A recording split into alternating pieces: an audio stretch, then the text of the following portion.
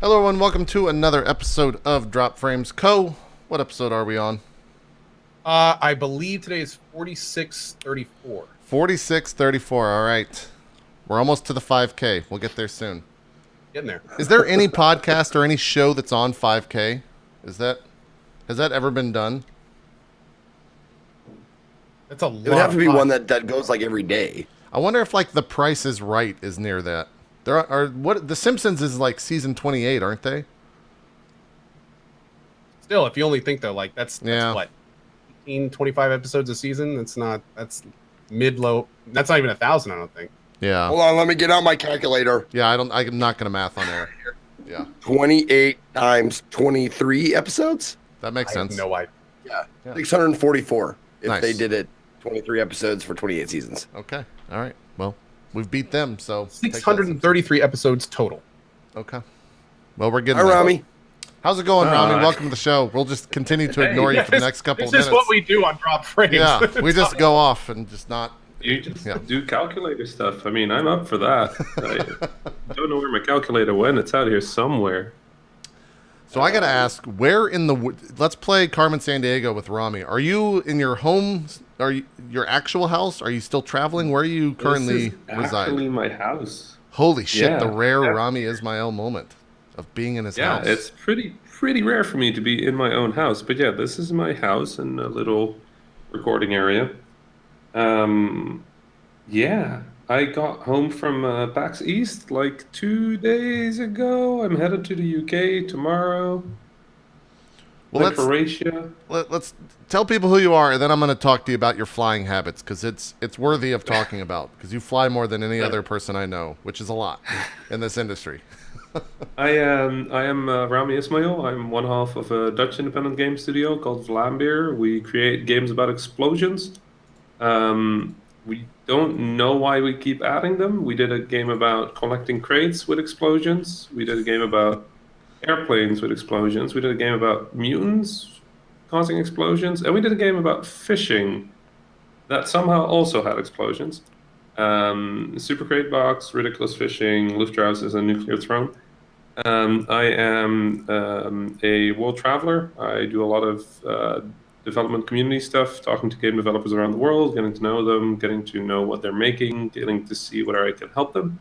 And I create tools for game developers so that they can do a little bit better job of reaching out to people like you all and the press and just the world in general. Right. It turns out game developers are creatives that are generally really, really bad at that stuff. So Yeah. a little help was maybe useful. Yeah. So yeah, that's kind of the short version of it, I think. Or the long. God, that's the either short works. version. Sheesh. So I watched a movie, and I wouldn't say one of my favorites, but I quite like it. Up in the Air, and he has a card in that movie, if you've never seen it, where it's got like 1,000,000 miles flown or something like that, and they give him some special card. Are you close to 1,000,000 miles flown? Oh, I beat that way ago. God damn it, Rami!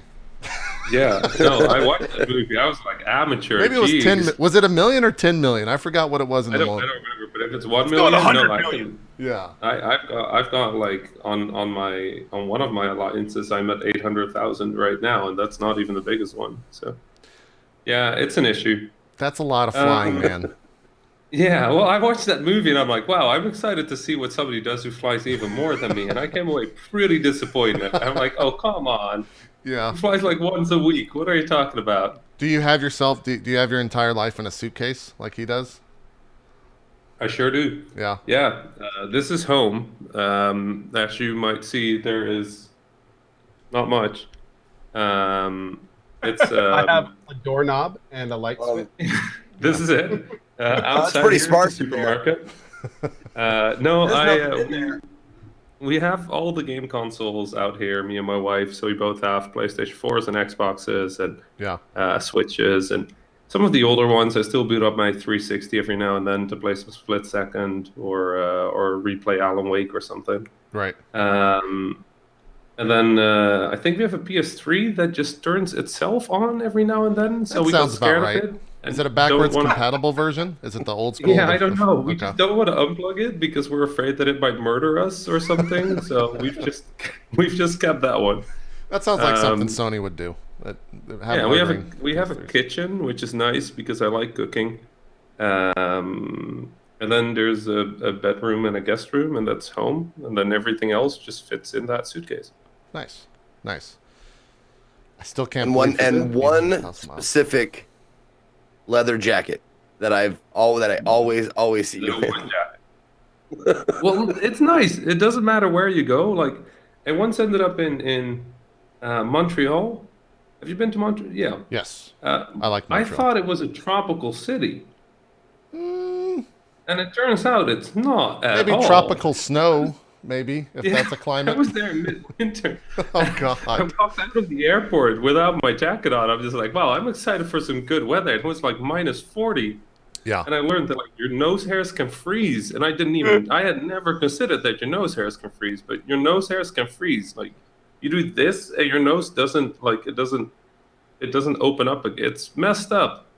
It's not I a fun don't time. like who went there and like put a flag down and said like, yes, this is where I will build my city. The French. It was the French. Oh, it was the French. Yeah. Okay. So Fair enough. you know.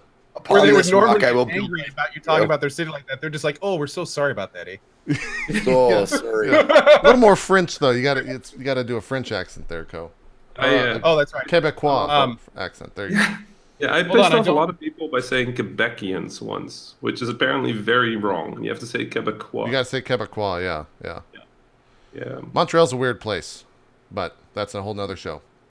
I bet you step into that kind of stuff a lot being a traveler. Like I don't get it very often, but I remember the first time I ever said like I'm going to San Fran, and people were like, "Don't say that when you're here, please don't," because like it's not a huge deal, but it's annoying to anybody who lives here. It's like Mhm. really. Well, it's also with like gestures, like don't do a thumbs up in every country around the world because in some countries it kind of means up yours, and you don't want to like somebody makes sense. lets you pass, in the road, and you just want to go like thank you, and you do a thumbs up, and they get out of their car and yell at you like. It's stuff like God, that where you're just like. What was that, Co? I said, they must hate me there. I do that all the time. Just like, hey, to all my viewers in all of you places. And they're just like, God, this guy's a dick. Yeah. Oh. Yeah. What of all the places you've traveled, I'm going to put you on the spot. Who has the nicest people? Just generally the nicest people. I really like Uruguay. Like Montevideo is their Okay. capital, and it's just this like, it's this super nice, warm, friendly people that really likes food and really likes like showing people around. It's a tiny country, so they can be like, "Hey, we're just gonna drive to the north of the country," and then it's like an hour drive or something, and it's like the best ice cream in the country is always within 2 hours drive. So that's I'm all for that. Yeah. It was just a very friendly, warm place. Yeah, I really like that place. I also like all the other places, but Right. No. Good save. on the spot. Yeah. Good save. Good save for sure. I'm curious, and I don't know if it's more than 2 or 3, but is there how many languages can you conversationally speak? I'm not saying fluent completely, but Dutch, English, French, German, Arabic, and I guess dead Latin and Greek.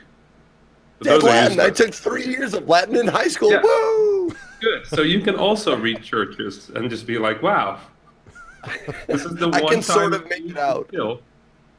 No, I can do the Indiana Jones being like, it says something about this. I got this one word and I can kind of get the context maybe. It's nice. Those are nice languages to know because in the end, it turns out a lot of our modern languages are based on those. So you just hear some like Italian or Spanish, you're like, "Hey, this sounds a lot like the Latin I used to have." It's Yep. kind of useful. Yeah, the Dutch. So I'm from the Netherlands, and for those of you who don't know, the Netherlands is this tiny country right between England and Germany and technically Belgium, but we just say France because otherwise people still don't know where it is.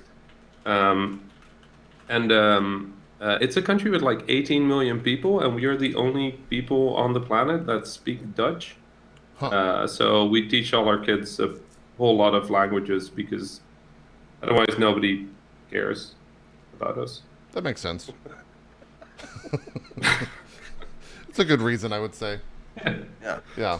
They try to do that in America, but the kids are. I was just like, I don't need to learn Spanish. What the fuck are you?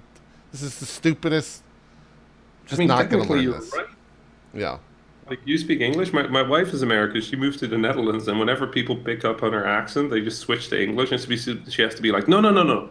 Please speak Dutch. I'm trying to practice. God's sake. Like, Right, stop. that's- I know you speak English. Yeah, that's the only way you can learn a language is if you actually use it. So, yeah, that makes sense. Yeah. Well, No, the attempts in America are really half-hearted to get you to speak another language. It's like you should probably take like a year or two of it, but you don't really need to speak it unless you're going to be like a world traveler, and then you'll learn when you're an adult. You get some Rosetta Stone or some shit. yeah, exactly. Well, let's talk games for a bit. You started, I think, 2010 was Super Crate Box. Is that kind of your first? Would you call it a big game or your first game? Like, what would you classify it as? Yeah, it was our first game as Vlambeer, I guess. Okay. Yeah, 2010. Yeah, wow. God, that's 8 years ago. Ooh. Yeah, yikes. We're getting old. Ooh. We're getting old. Getting old. It's hard. That's a Crate Box. Yeah, it was a little freeware platforming game that did super well. Yeah, I'm gonna pull up some footage of it here. It's been a while since I've seen this. It was one of those games that was like, back in those days, people were very big about games being games again. You know, like really focusing on gameplay and not anything else. Right. And I think Super Crate Box was exactly that. Yeah. I mean, this is a game-ass game. It's pretty. It's pretty. Yeah. It is a very video game. Yeah, exactly. And then, is it safe to say, was Ridiculous Fishing kind of your?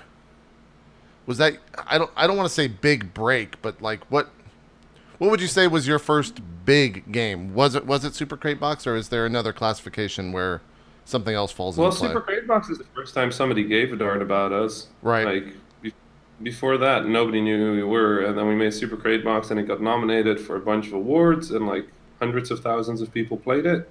But it was freeware, so we made exactly $0. Right. Which is not good. It's not enough dollars. It's not enough dollars at all. You can't live on just zero. Not enough dollars. Just Yeah. in general, like. We tried to pay for our rent by saying like, hey, a lot of people play our game, and they were like, nope, doesn't count. Right. But yeah, so after that we did a game for Devolver Digital. They were working on this Serious Sam back in the day, Serious Sam 3, and they were about to release it, and they sent us an email that they wanted us to make a game because they loved Super Crate Box. And I love Serious Sam. Me and my co-founder, we both love Serious Sam. So we were super up for making that. But also, nobody had ever heard of Devolver, so we thought they were just a bunch of suits looking to steal Super Crate Box from us and take our money. So we came up with a really good plan. The plan was that we were gonna find the worst idea possible, and then suggest that to them, and then they would say no. And then we wouldn't have to make a video game for a bunch of suits. Right. Because we didn't know what Devolver was back then. So they obviously sent an email back with, yes, go ahead and make a turn-based RPG out of Serious Sam. So then we had to make a fucking turn-based RPG out of Serious Sam. They were into it? Yeah, we did it. I wonder what Devolver actually turns down these days. Is it like the boring ideas? Do you think they're just like, that's too boring? Sorry. I think if it's just weird, then they'll take it. Yeah. That sounds about right. But yeah, so we made a turn-based RPG out of Serious Sam where you fight hundreds of enemies at once in a turn-based RPG setting. And I think that was the first game we made money with. And then Ridiculous Fishing was our first like massive hit. Like that one that like you go to bed one day and you're a struggling independent developer and you wake up the next day and you're not a struggling independent developer. Can you quantify that in some way so that people understand how big that actually was? I went to my parents the next day, and my dad is Egyptian. So I don't know if that's true in America, but in Egypt, you basically have 4 careers as a guy. You can be like a doctor or an engineer or a lawyer or a disgrace to the family. That's kind of your 4 options. Okay. Because those jobs earn money, I went to my dad and showed him the bank account, and I think we'd sold like 160,000 copies or something. Yeah. Yeah, he said, "I think you're good. I think you're out of the 4th category. We'll make a 5th one." Nice. Yeah, Ridiculous Fishing did really, really well. Yeah, that was weird. It's so weird to suddenly, yeah. I don't know. You try to make games all your life, and hope that you can pay rent, and then all of a sudden you can, and you can for years. That's kind of nice as a bunch of student dropouts, university dropouts. Oops, sorry, Mom. Well, speaking of the university, I remember the very first time that I met you. It really left an impact on me. It was at PAX South. I want to say 4 years ago, and we were outside at it was a Minecraft house party or something like that. That sounds about right.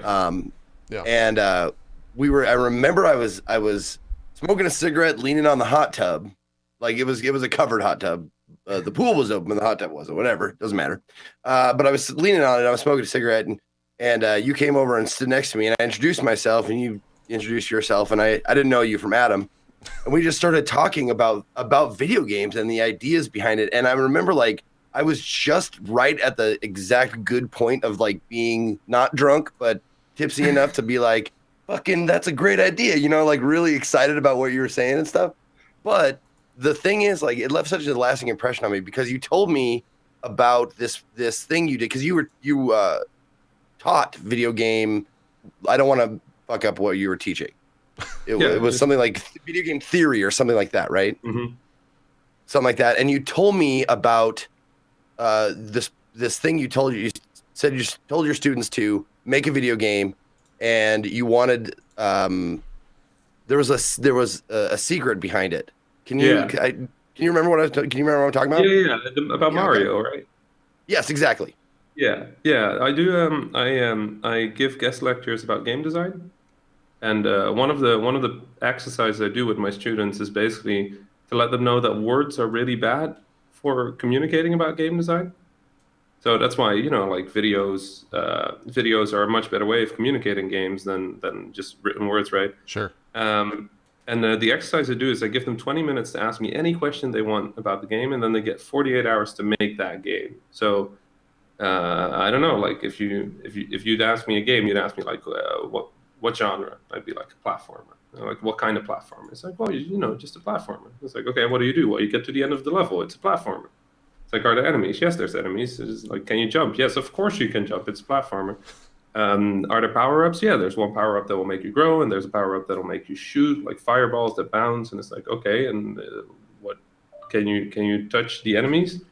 No, then you die unless you jump on them, in which case they die. It's like, okay. Are you a plumber? Yes, of course you're a plumber. So you kind of go through all of those, and then after 20 minutes, you tell people like, okay, you've got 2 days to make the game, and they all make Super Mario, right? Because that makes sense. You make Super Mario, and then the trick of the exercise is that I want Mario 64, which is 3D, and nobody ever asks. Everybody just kind of assumes that they got it right. They just make one and hand it in. Yeah, they make one and then you just kind of you show them just how bad words are for this kind of stuff, and how important it is that for games you show gameplay, you talk about gameplay, you communicate the gameplay, because words are just kind of a failure for that. Like, they're not good. That's why we show videos of the games we're talking about. I mess with my students a lot more than that, though. It's super fun. I do an exercise where they have to back up their stuff, and then I turn off the power in the classroom so that they lose their work. And if they haven't backed up, Hilarious. Yeah, man, that's just the best. People probably if they love you haven't for backed that. up, I'm very sorry, but I told you to back up. Are- I got banned from 2 schools, but apparently students don't like it when you're too real with them.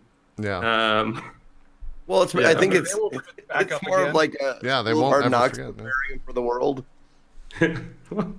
I got an much. email from a student a few weeks ago that I had like 4 or 5 years ago, and apparently they had a flooding that wrecked their entire studio. But because of my stuff, they backed up their stuff, and they just wanted to say, I think the email literally said like, "Fuck you and thank you." I was like, Yeah. Were they a good I'll student? take it. Were they I'll a take good it. student when they were in I the guess class? in the end they were. Yeah. Like that's the weird thing about students. You can never tell until like 5 years later when they actually understand what you were trying to teach them. Like Yeah. I don't know. I used to be the kind of kid that thought like all teachers are bad at what they do, and then now 5 years later I think back to what they taught me, and I'm like, oh wait, that's actually really good. Yeah. So yeah, never ask your students what they think of you, because if everything's okay, they probably don't like you very much. Right. Right. That makes sense. The funny thing is when you said "fuck you" and "thank you," I went, "Those are the best lessons I've ever learned." Is where I'm like, "Fuck you for doing that to me, but thank you because it will never happen to me again." The fool me Well, once last kind of time. thing. Yeah. Yeah, Yeah. for sure. Yeah. Do you have any students that you can call out by name that you're like, I taught that guy and he's doing this now? Guy, gal, whatever. Most of them are pretty young still, but yeah, there's a bunch of them that are releasing commercial games now, which is huge. There's a Swedish game that came out recently that one of the students followed that backup class, and they were apparently pretty happy with it. Yeah, I don't know. It's just the other thing, the other exercise I do with the students is I give them so much work that it's just impossible to get it all done. And then if they do the work, I actually fail them for overworking themselves. Because the point of the exercise is just to come to me and tell me, like, hey, listen, there's no way I can do all of this in 3 days. And then a lot of students actually do it. And I'm just like, how did you, like, what, did you sleep? They're like, no. I'm like, yeah, that's the point of the exercise. Wow, man. That's evil. Yeah, and I guess now that I've given all of this away, I can never do that class again, which means Yeah. I'll never get to like break dreams like that. You got to come anymore. up with new tricks now, new ways to be evil. Wow. You have to Those are work- powerful lessons, though. You never forget those fucking lessons. You They never forget that shit. Sure, Yeah. it's yeah. Being a guest lecturer is nice because I think if you're a real teacher, you have to keep to all of those rules. Yeah. Yeah, you have that messy teacher-student trust thing to deal Yeah. with too. I mean, I that don't gets in have the way. that. I'm just out after 2 weeks. I show up, I wreck everybody's like hopes and dreams and aspirations. And then if despite that you still want to be a game developer, then maybe this place is for you.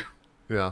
A little baptism by fire there. Just give Definitely. you the worst, and if you're still here, then you might make it in the game industry. Yeah. I'm gonna again put you on the spot. What would you say is your favorite game that you've made, if you have one? And maybe that changes Ooh. day to day, or maybe it doesn't. Well, it's one of those things as a game developer. If it's not the last game you made, you messed up, right? So in my case, I guess it's Nuclear Throne. But I have a lot of love for Yeti Hunter, which is not a game a lot of people know about. Yeti Hunter. Let me see if I can. Yeti Hunter. We made a game called Yeti Hunter, and it was a. Spoilers are okay, right? Yeah, sure. Yeah, works. It's Yeah, your I'll game. I'll You spoil tell it. us. Okay. Yeah, dude. So it's a game in which you get dropped on a mountain and you have to hunt the Yeti, right? And there's no explanation, no context. It's a little 3D Yeti hunting simulator. Yeah, that's it. And it was made in like 40 hours, I think. Those trees are literally drawn in paint. Yeah. And Really? basically They don't look like it. you try to find the Yeti by like chasing these blood trails and like slash trees and stuff like that. And then at some point it will just turn night and then the Yeti hunts you. Like the music gets all tense and you have to like hide in the trees and like avoid getting seen by the Yeti. And Yeah, I mean, we made this based on this Discovery documentary that we watched about this guy who's just swore he had seen the Yeti. And the documentary was like super mean about it. They were like, this guy's obviously just completely nuts. Like, he didn't see the Yeti because the Yeti isn't real. Right. So we wanted to make people feel like that guy. So there is no Yeti. That's kind of the crux of the game. There's no Yeti. And we released this, and then people started like after a few hours, they were like, obviously there is no Yeti. Like it's a joke, haha, well done. But we had hidden in the game like once every 1,000 launches or something, there might be a Yeti in the game. Oh God. But it's in slightly the wrong resolution. So somebody saw the Yeti, took a screenshot, and then posted that to Twitter, and then everybody said it was Photoshop because the resolution of the Yeti was wrong. It looks like shit. That's brilliant. Yeah, we were That's really- fucked up and very brilliant at the same time. So we managed to do it. We had to send an apology to the poor guy who tweeted that image. Oh my God. Like, we are so sorry. So But yeah, you can watch this for hours, and the person playing in this video will not find a Yeti. yeah, here's actually a first that I can think of, at least for me. If I'm watching a YouTube video that someone created, but I have the creator of the game, can they flag this video? I don't know. Yeah. Like, how does that work? Because technically you own what's being shown here, but they own the content they created. So how's that? How does that Oh, work? it's nice. I Ooh, think watch out there's for the copyright Yeti. stuff that happens when you pay money for it. Hmm. Yeah. I'm pretty sure at that point, if you make content with it, that's when the line gets blurred. Okay, that's Thing. a lawyer's nightmare. That being said, if it was a free game, that could be a completely different thing. yeah, Yeah, So- this was free, but mostly the point of this game was to show lots of people hunting for a Yeti that doesn't exist, because that just amuses me. So yeah, no, that's It's good. almost like real life. yeah, Yeah, I like it. I No, guess that personality I like it. extends to my games. I like it. It's good. It's No, good. it's very like a very Andy Kaufman kind of a game, Yeah. like kind of a thing. Like the fun of this game is for me. Yeah, you will hate every moment of this game, but I will be so happy about it. Yeah. Yeah, It's like when he wanted to put the static on his TV special, be like, people will be hitting their television sets thinking the thing fucked up and it didn't. yeah. It's true. It's true. You actually mentioned earlier. I wanted to bring this up. You mentioned earlier your wife and stuff, and I wanted to get, for people who don't know, I wanted to get the Destiny story. Oh yeah. Oh, that's right. You're a giant Yeah, Destiny my, fan. I uh, forgot about that. My wife is American, and we met through this thing called the Indie Mega Booth at PAX, which we both used to organize. And we met through there, and over the years we got close and started dating. And then eventually she moved to the Netherlands with me from the US. And the first thing we did when we got this apartment actually is in the living room. There's two TVs right next to each other, like big TVs, with at that point no console. So we started searching for a console that would allow us to play a game together, and that game turned out to be Destiny. So we both made one character. I made a Titan, and she made a Hunter, and we promised that we would never play apart from each other, and that we would only play with those characters. So it's kind of this like little relationship thing. Our guardians are never apart. So we played for years, and I'm actually like literally wearing like a little Titan necklace right here. But we played that game for years, and my wife, being an amazing programmer, she actually does satellite code for weather satellites. If you look at like photos of hurricanes, that's her code.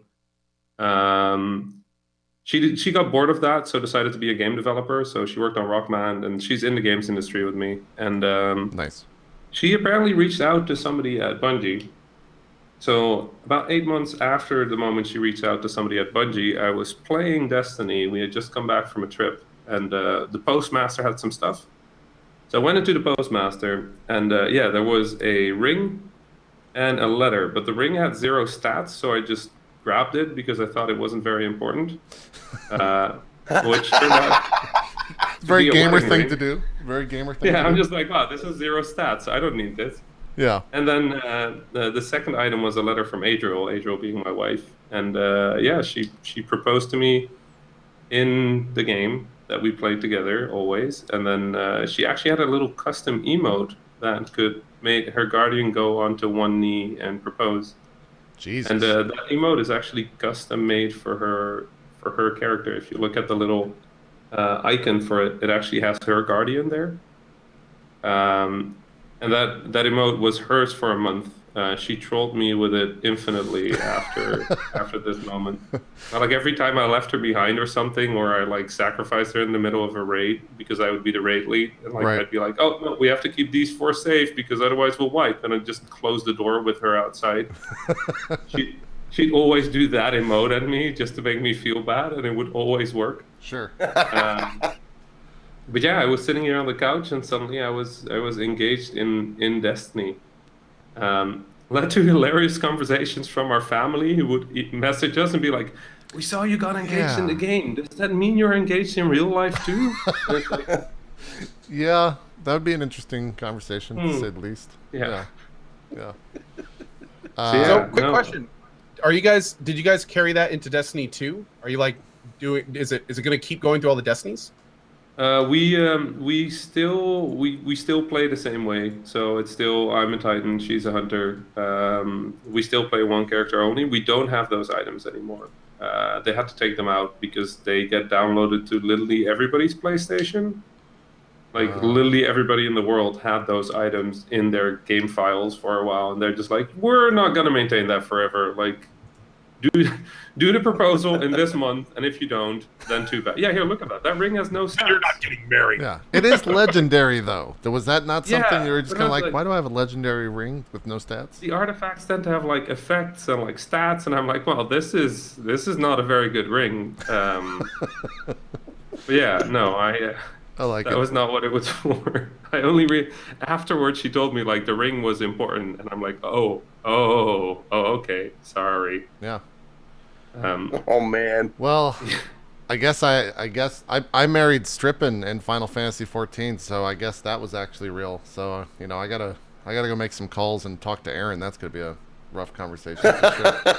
Yikes. And you got to work out like green cards and like you know. Well, he's already got his citizenship green and all that card, stuff. but yeah. Oh, no, now, okay. now I have a kid two kids, I guess, that I have to take. Well, one's unborn and one's already here. It's gonna be a rough couple of months, guys. That's all I'm talking about Dodgers kid, not a kid. Yeah. Okay. Wow. Jesus, no, I had a bad flash there as well. Yeah. Glad I you was just like, clarified. did something just slip that shouldn't have? No, not at all. Jesus. I didn't catch that because I remember Dodger and I was like, you're talking about Dodger's kid because, I mean, I think JP's probably shooting blanks to be honest with you. Yeah, obviously. I've heard that not doing any actual work for that amount of time actually just invalidates you on a physical level. It's just gone. Pretty much, yeah. No, I love that. I love that Destiny story because, you've seen all the random weird proposals on the internet, like people doing this, baseball games, football games, all these other games, and like these huge gestures. And that just seemed like it hit way closer to home because I was like, wow, if I ever got married, that's how I'd want it to be done. That was pretty fucking dope. Yeah. I can reassure you that the moment you grab that, you're like, I'm going to the postmaster. Like 20 seconds later, I'm engaged. Like it's such a mind-blowing little moment of life where it's like, let's see what's here. Yeah. Now everyone that's watching this is going to be like, that's how I'm going to do it. I'm going to find a game. I'm going to contact the developers. They're going to make some custom stuff for me. And that's how I'm only going to took 8 months. Yeah. 8 months. Custom emote recording, motion capture. Yeah. You got to know I- someone for that stuff for sure. There's no way to You do know that for what? You know what I'm gonna do, and nobody steal this idea. You know what I'm gonna do? All right, no one steal it. 13,000. No one steal this idea, okay? Mhm. I am going to, if I ever find someone who's willing to settle down with me, odds against it maybe, but if I ever find somebody, I'm going to go to Game Jam and have them make a 48-hour game just to propose. You're going to do Zeke Like a whole Jam? game. It's going to be Zeke Zeke Jam, Yeah. proposal The winner- game. There you go.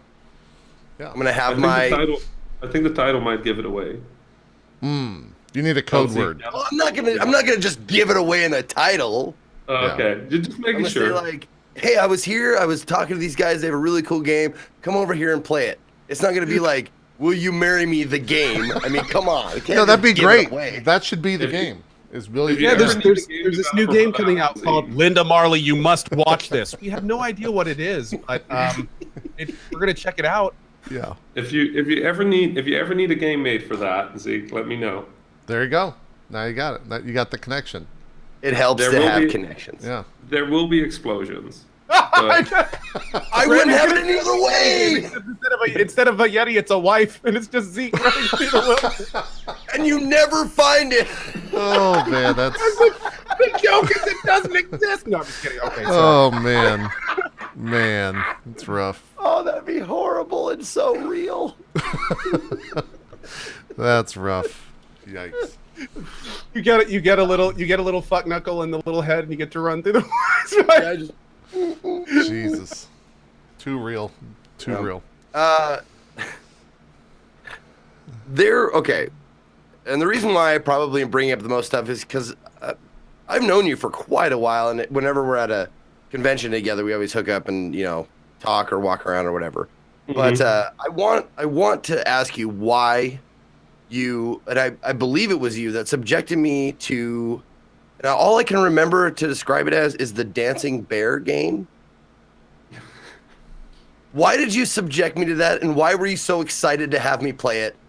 And why did you walk the fuck away? You're like, I gotta go do something. You'll enjoy this. And you walked away, and I sat down and played this fucking game for like 15 long minutes. Is this was Punches it Bears? What's the name of this game? Is it Punches No. Bears? It was at E3, wasn't that? Yeah. Yeah, it was- that it little was just indie like- game. Oh God, what was the game? It's a very sad story about a dancing bear, Yes. and I forgot what it Is was it called. Disco Bear? Was it Disco Bear? It could have been Sounds Disco right. Bear. Disco Bear game. Yeah, the heartfelt story of a bear being asked to dance again. Yeah. Yep, that's it. You Yeah. The funny thing is, like, it didn't feel like it felt like Rami was trolling me, but not the game developers. This game. So this is the heartfelt story of a bear who is being asked to dance again after having left dancing for years due to a traumatic incident in their youth. Okay. It's actually very heartfelt, and it's very sad. It's a very sad game. And yeah, it's about pain and loss. And yes, I was definitely trolling Zeke, like 100%. But it is also incredible. Like, come on. Like, you will never forget this game. No, you're right. I won't. I mean, that's a good point. Sure. But I'll I'm not also sure- never forget the first time I got tetanus. I see the correlation. I get that. The first time? Yep. That Anyway, happened, I like, think this last game. Yeah, it's I think Montana. this game is We've all free, played Far isn't Cry it? 5. So, Yeah. it's real. What were we saying, Yeah, Rami? I think this game is free, so you can just play it at like discobeargame.com or something. Yeah, I think, discobear.com. You can play it right or here. Oh, it plays Discobear. actually in browser. Yep. Yeah, it's it gives feelings. Like for me, it gave me feelings of like sadness, and for Zeke, it gave him feelings of horrible diseases. Apparently, emotions are a thing. Loading game video. Yeah, that's how video games work. Yeah. Yeah, Zeke, that- hey, I'm glad you brought it up because now you get to be subjected to it again. Wait. That seems like something straight out of Paradigm. You're playing this right now? Yeah, this is in browser. I hit Oh my play. goodness. I think. I don't know what's Playing. happening. Oh, Yeah, it has to load. USC Cinematic Arts. yeah, it's a movie. Both words should be taken lightly. Cinematic and art should both be taken lightly with this game. Here we go. There we go. We're in No, it. and he snowed me- Welcome to he, my new like, Let's Play piled it series. We're gonna be playing Dancing Bear. It's gonna be great. Yeah. Oh my god! Here you go. Oh, I Come can on, dance. bounce that bear. Oh yeah. Yeah, there you go. Nailed. Oh yeah, that's my. What the? Turns into a bear. That made the game worth playing. That's beautiful. We're done. That's all I'm showing of the game. If you press down, down, turns into a rug. I love it. Oh god, now we're in a bar. There. This is it. This is the game. And now let me give you a little backstory. We were traveling around. I met up with him. I had some time off from doing E3 stuff, and I saw him and I was like, "Dude, take me around. Let me show me the walk with me around the indie floor."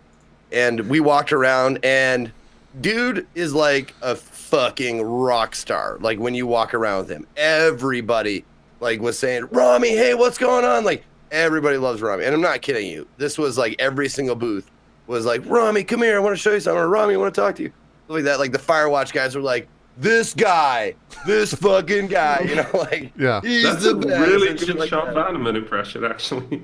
Like, Well, and the thing is, like, Rami's just so cool. He's been doing it forever. He just walks up to these guys and is like, "Hey, I've heard of this game. How's it doing?" You know, just talk shit. Everybody in the indie world. It was cool to see like a little peek into like how it's a huge community, but it can be a very small community. Like it's a super people start tight to community. yeah, very family kind of a thing where everybody's just talking shit to everybody else. Like Yeah. people were saying like, "So, what's the next game? Like your last game was like, ooh, how many years ago was that?" You know, shit like that. Like it was good stuff. But walking around yeah. with him, and then we stop at this thing, and Rami goes, "Zeke, you have to play this. I'm gonna go do something. This game, it only takes like 15 minutes, but I guarantee you will love it. You'll never forget it. It's an experience." And I was like, oh shit, okay. I mean, if Rami says that, I mean, that's got to be right. Yeah. And I sat down and I got up and I fucking was looking for him. I was like, "You motherfucker, where'd you go?" Hey, all I promised was an experience you'd never forget, and here we are, 4 years later. You didn't and we're lie still there. talking about it. Yeah. It's a real thing that happened. My favorite thing, no, the indie scene is super tight. It's actually one of my favorite things about it. Is technically we're competing, right? Like we're technically competitors, but nobody cares. We're all just making games. I gave I think that was on that walk with you, Zeke, where I went to the Firewatch guys and was like, "Hey, Firewatch is real good. When are you adding gameplay?" And they just looked at me and they're like, "What a bunch of." I love that game so much, but it's fun to troll. Oh my god, yeah. It's rough. It's rough. I promise next time I'll take you to a game that is less of an experience and a bit more of a game that you can play. Oh, don't change. Don't go changing on me. You know I won't. Yeah, I know. We can kind of transition talking about PAX since we were both there. We were talking about the Indie Mega Booth. I've been to way too many PAXs now, so I'm so jaded on the entire thing. I think a lot of content creators are, where the idea of walking around and kind of seeing the same, like you see a lot of the games if you go to one every single year because games just take time to make. So I didn't get a chance to go. The only thing I played was State of Decay 2 on the show floor but that's not. No, because Microsoft owns that. It's not technically indie anymore because they bought it. Yeah. But for you, I'm sure you walked around and saw a lot of the stuff. Was there anything that you remember or you want to mention? Well, I mean, there's like you said, I go to a lot of shows, and this PAX East felt particularly like we're all like taking the deep breath before the storm. Yeah. Like there was very few things there that I've never seen before. I remain a big fan of Due Process. I think that game is gonna do real nice. It's like a SWAT-based 5v5 sort of like break into a building. But made by indies. I just think in general, indies don't make enough. That game you just said? Due Process. Yeah. Due Process. Yeah. It has a little bit of Rainbow Six Siege, but made by indies, so it's super focused. It's before the map starts, you like on the map, like you see in the little video. You get to draw on the map, and then you actually see that text in the game world while you're actually like going. It's just a very like tight, well-made game, and I think in general, like indies don't make enough first-person shooters. Like, like indies are good at bringing new ideas to genres in general because we don't have to make billions of dollars. Right. So I'm just a huge fan of any indie making an FPS and like really going for it. Just like last time an indie did an FPS, it was like Receiver, where you had to manually reload your gun, and that was completely ridiculous and super awesome. You had to like take the clip out and like you spawn in the level and you try to shoot and you get shot immediately because your safety was on and you forgot to take it off and like stuff like that. Where it's like, why would you put this in a video game? I want to see But this. I haven't heard of also- this. Here we go. It was called Receiver by got it. Wolfire Games. Yeah, so there's actually buttons on your keyboard to like completely manually do everything with the gun, and it's kind of weird because you mostly fight like turrets and stuff. Huh. But the thing that got me is, how in like action movies you always have like the super cool scene where the hero is like standing back against a pillar and they got their gun and they like drop the clip and then like put a new one in and like do all the things with the gun and then like shoot Right. like around the pillar, and it's always so cool because you can tell they're good at this, and I never got to do that in an FPS. And then I played Receiver, and the first time I got like a flawless reload going, I was so proud of myself, and I was like, oh yeah, this is what that moment from a movie feels like. Is this And VR? no, it wasn't. I don't know if it is now, but when it was made for like a 7-day game jam, so that's why the graphics are not Okay. like they were made in 7 days. I think Like it's this just... kind of stuff. You're like putting bullets into your gun, and it's like, well, huh? Huh. Like manually doing all that stuff, and you can mess up. You can like jam a bullet Jam or your gun. something. Yeah. Yep. And yeah, it's just indies don't make enough FPSs. So whenever I see an indie do that, I'm like, cool. Let's see what's different here, right? Like what kind of new FPS stuff are we gonna get? Because I think like us having less risk means just we'll do dumber stuff, and that's usually good news. Right. And usually the crazier stuff, I think, is rewarded. Yeah. In recent Yeah, I years, like for to sure. think so. Yeah. Like there's this Oh, yeah. boundary between like Here's all the here's all the controls. bullets. I'm just Yeah. gonna pause it so people can take a look at that real quick. Go ahead.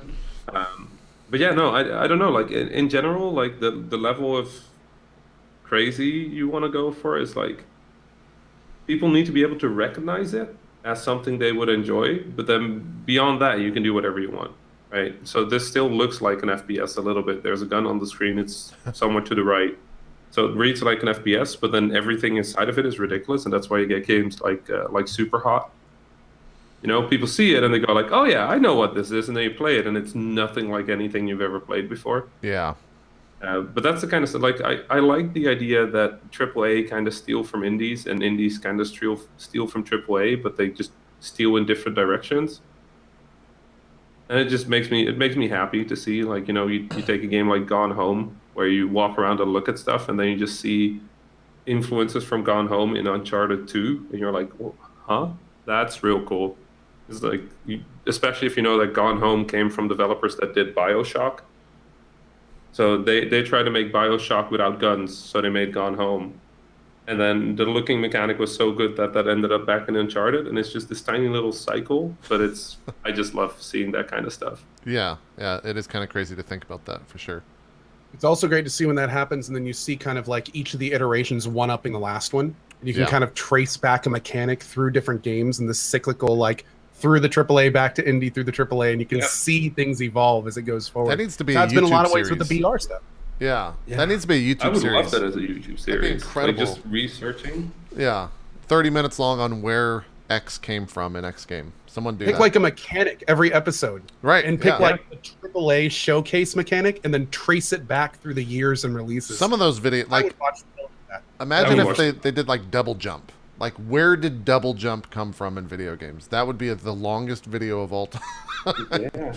Going I back, think where that came from, because normally I try to keep track of where mechanics came from, but double jump? Yeah, I don't know You where. know what? The worst thing is, you know that started as a bug, probably, right? Like 99% sure. Like Yeah. some programmer messed up a number, and now you could jump twice. You think like And they were just Metroid? like, you know what? I kind of This hope is it's the opposite. I kind of hope it's 15 people in a design room and they're like, we need something big for this jump mechanic. What do we think? And then there's like 15 minutes of silence. And then one guy in the back stands up and they're like, what if you were to jump during the jump? And everyone just goes, Yeah. make it so. No, That- honestly, when It's just like, when Rami said it was like a mistake, I honestly picture I went, they accidentally put it in that shitty game, legendarily shitty game, Cheetah Man, where one of the characters could do like a jump, and then if you press it again, he could infinitely jump in the air and stuff like that. And not sure, pretty sure that wasn't intended, but I kind of see where you're going with that because the guy was like, okay, this is a bug, but this would be fucking cool. That was 91. When did Ninja Gaiden come out? it's Nice. kind of crazy 88. because there's a ton of instances in games where during playtesting a bug has occurred and the devs have gone, actually that's better than what we did. Like this is better, and we're going to my go God. ahead and for instance, a great example, the rotating dongs in that game where you grab onto people. Oh, yeah. You know what is that game? Yeah, that Our was a Friends. bug when it started. That was all a bug. Yeah. And in fact, I think Zeke, weren't you interviewing the guy at a TwitchCon when he was talking about that or something? Yeah. But yeah, that was hilarious, man. Like that became iconic for that game. The flamethrower in our game in Nuclear Throne, I think that started as a shotgun where the bullets were too slow, and we're just like, this looks like a flamethrower, and we just renamed it flamethrower and changed the bullets to fire. I was love like, it. it's a flamethrower now. Great. That's perfect. I did a thread on Twitter like yesterday or 2 days ago where I asked people for their favorite hacks that they use while developing games, because honestly, like people like to think that game developers know what we're doing, and we really don't. Like we're just trying, and then 90% of games is so much programming that we don't even know like what is happening. Like somebody posted a link of how they made a racing game before with like a track editor, and then apparently they reused that code to make Jake the dog from Adventure Time, to make his body. They're just using this racing technology. Fuck. Okay. There was what was the one? Yeah, in Bioshock Infinite, they made this cosmetic little trick to make the buildings move a little bit because they were supposed to be airships, and then they just there's basically floating buildings that look like airships Huh. now in the game because that was the easiest way they could make things bob and move. So all those background airships are technically buildings floating because that was easier. Yeah, I guess It was that makes somebody who was told to like make a door in a game to like fix a door code, and it turned out that 90% of all the objects in the game were technically classified as a door. sense. In the system itself. Huh. Yeah, they were just like, yeah, fix the door. They were like, oh my god, if I fix a door, this octopus is gonna open up. Because Oh, we that's programmed right. That's crazy. programmed that as a door. Yeah. Some One people of in my chat favorite- are nailing like one of the more iconic examples of bugs becoming features: the rocket jumping in TF2. Oh, Devs yeah. never anticipated it, and then it became like an actual like this is how you played a class kind of thing. Yeah. That stuff's awesome. Skiing in tribes back in the days when Oh, you would jump God. down hills and That then stuff get was- more and more speed. Those That kind of frag stuff. videos were so I cool back in the day. We need a new tribes. Oh, They You know tried that- and it didn't work out. You know that mirrors in games are one of the hardest things to do, so that in a majority of Yes. games, we don't actually make a mirror. We just have the room, and then on the other side of the wall, we have an exact copy of that room Yep. with a copy of your character that does the exact same thing as your character, and that's what you're looking at. The only reason I know that is because Day 9 went into like a 30-minute explanation of how to make a mirror in a video game. And I was like, this is the dumbest thing. Like, I guess mirrors are just really difficult because that makes sense in a game world. But that's just a brilliant solution to that problem. And I guess that's Yep. used like worldwide in the majority of games Yeah. They did that in someone- the original Deus Ex, and you could cheat your way into those rooms, which was kind of fun. That makes sense. Yeah. What were we gonna say, Zeke? And As someone who plays a shitload of indie games and particularly horror titles, I love indie horror titles for their shittiness and for their unintentional, like someone had said in chat, unintentional brilliance. I can vouch for that. Almost like to a game, nothing happens in mirrors. They're either broken, they're blacked out, or they just nothing happens. Like it's just like some scene, and it's like a picture frame rather than a mirror. Like that is a definite trope throughout all like the horror games that I've ever played. It's like they kind of try to throw it into the game, like being like the mirrors are all broken. Why? Well, because it's spooky. No, because it's fucking a nightmare. Yeah. because it's hard to make mirrors. Yeah. Yeah. One of the other favorites I have is in a lot of games where the world has to move, like you're on a ship or you're in a spaceship and you have to like, or on like a galley or something. Tomb Raider did this most recently. It's really hard to move a level because it will mess with your collision. So your characters will like clip into the world and fall down. Like programmatically, it's just really hard to deal with moving geometry in a level. So what we will often do instead is we'll move everything else. We will literally move the entire game world so that the horizon moves and like all the objects move.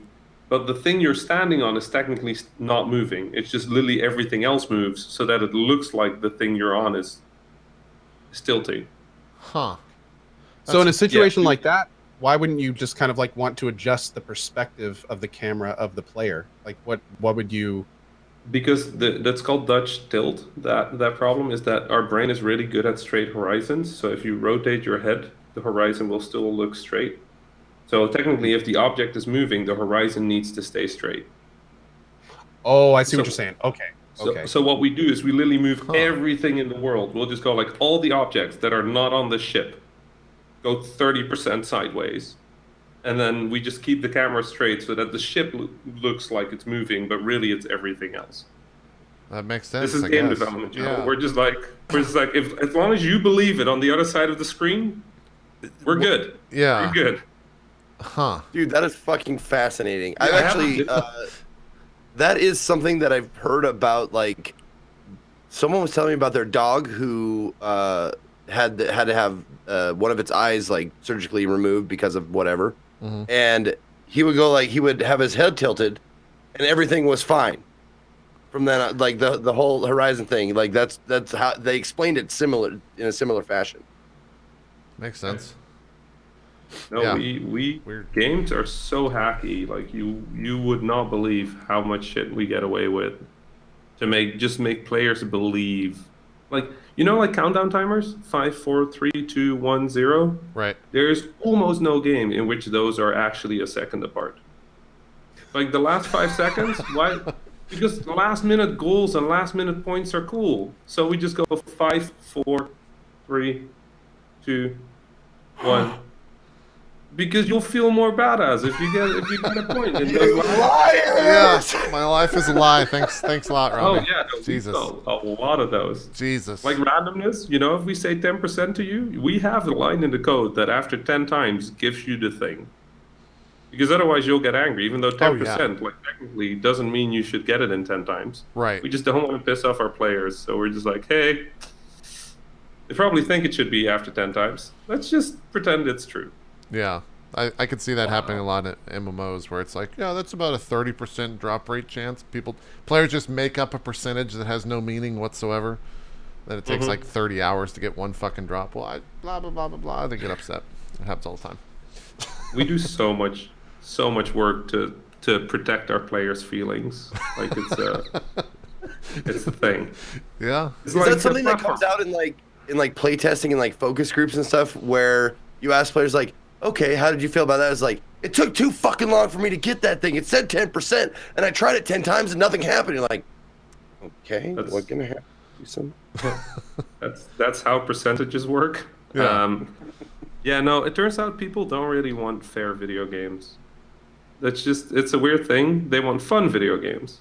Fair only happens in multiplayer context, but even there, we will do a little work to like you played Mario Kart. Like we'll make it so that you have a good time, Yeah, even if Zeke you're in loves lost Mario place. Kart, don't you, Zeke? That's your favorite game of all time.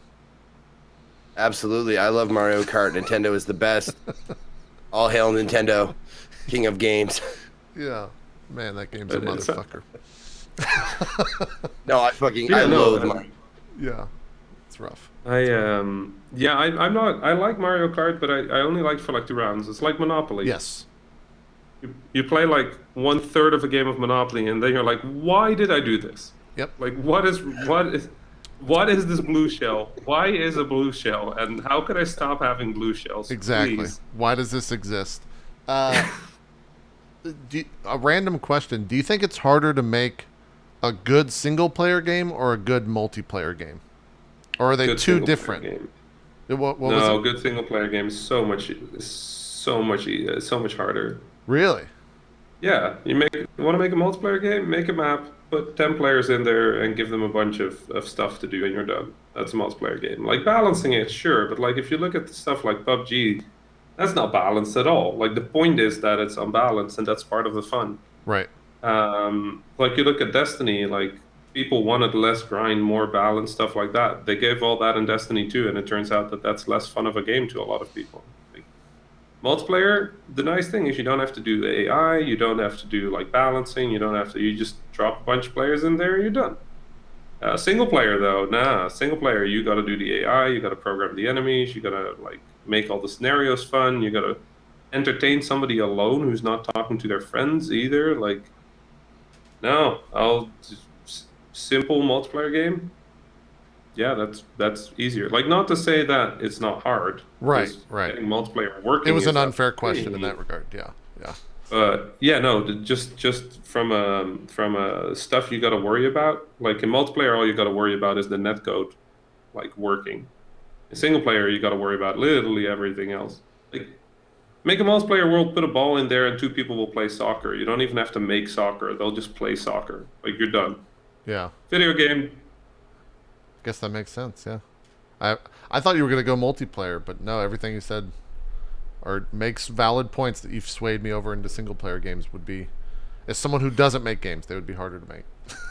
Yeah. You actually Then you've got brought something up MMO, something. where you can play them solo or with multiple multiplayer, and all the back end stuff that you need to make those work too. And now we know we Yeah, don't that's- have a lot of good MMOs. Yeah. That's a lot of crying right there. Yeah. Zeke, what were you gonna say?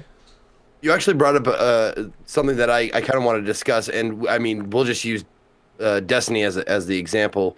Can you go into more detail as to what happened between Destiny 1 and Destiny 2? Because Destiny 1 there was so many complaints about it, but so many people played it for so many hours. Yeah. And then Destiny 2 comes out and they fix all the fix a lot of the complaints, right? But Yeah. it's a way less popular game. Can you Yeah, tell well, me one of why? one of the rules we get taught as game designers is with feedback, and this is with no disrespect towards players, right? But the basic rule as a game designer you get taught is do not listen to feedback. Like filter feedback and then handle it. Because if you listen to feedback, it's actually usually pretty useless. It's like this boss is too hard. Like great. Like, does the boss have too much HP? Is my movement too slow? Is the boss not are they not telegraphing their attacks? Is the room before it? Maybe there's not enough health packs. Did I not give enough ammo? Should I have given a weapon? Yeah. Is there a path to this boss that this player has taken that avoids like 70% of all the leveling up? Like, it's not useful feedback. It's only useful feedback if you know in what context people are asking. The other thing is that players generally like there's a reason game development is a job. It's because there's a lot of knowledge and time that goes into being a game designer and a lot of experimentation, a lot of getting stuff terribly wrong. So, except for like the real top level players of a community, like the people that have really like dug into the numbers and they figured out exactly statistically what and where and how, most of the feedback is going to come from like the audience that likes to give feedback. We ran into this problem with Nuclear Throne when a lot of our hardcore players were yelling that the first world was too easy. So we fixed it. We made it a lot harder, and then we suddenly looked at the stats, and of all our new players, like the amount of people that kept playing dropped. So the community, we didn't get new people in the community because the first world was too hard. But they didn't care enough about the game to complain about it. So we were only getting complaints from our hardcore players who just kept wanting World 1 to be harder and harder and harder. And the people who were like breaking off at World 1 never loved the game enough to tell us that they hated it. So we had no idea. With Destiny, something similar seems to have happened. A lot of people had a lot of complaints about Destiny 1.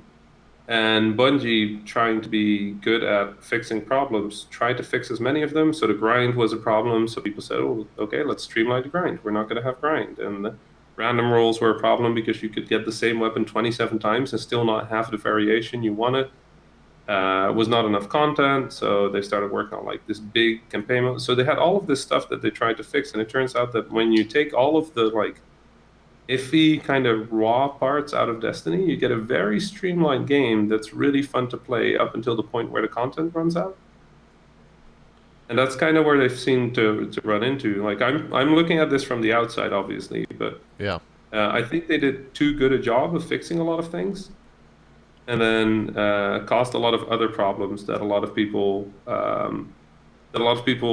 are rightfully pointing out. I think I wish the conversation about it was a little less Destiny is dead and a little more like how can we keep Destiny alive. But that's me as a game developer, right? Like Right. I'm an optimist. I have to be. Makes sense. Yeah.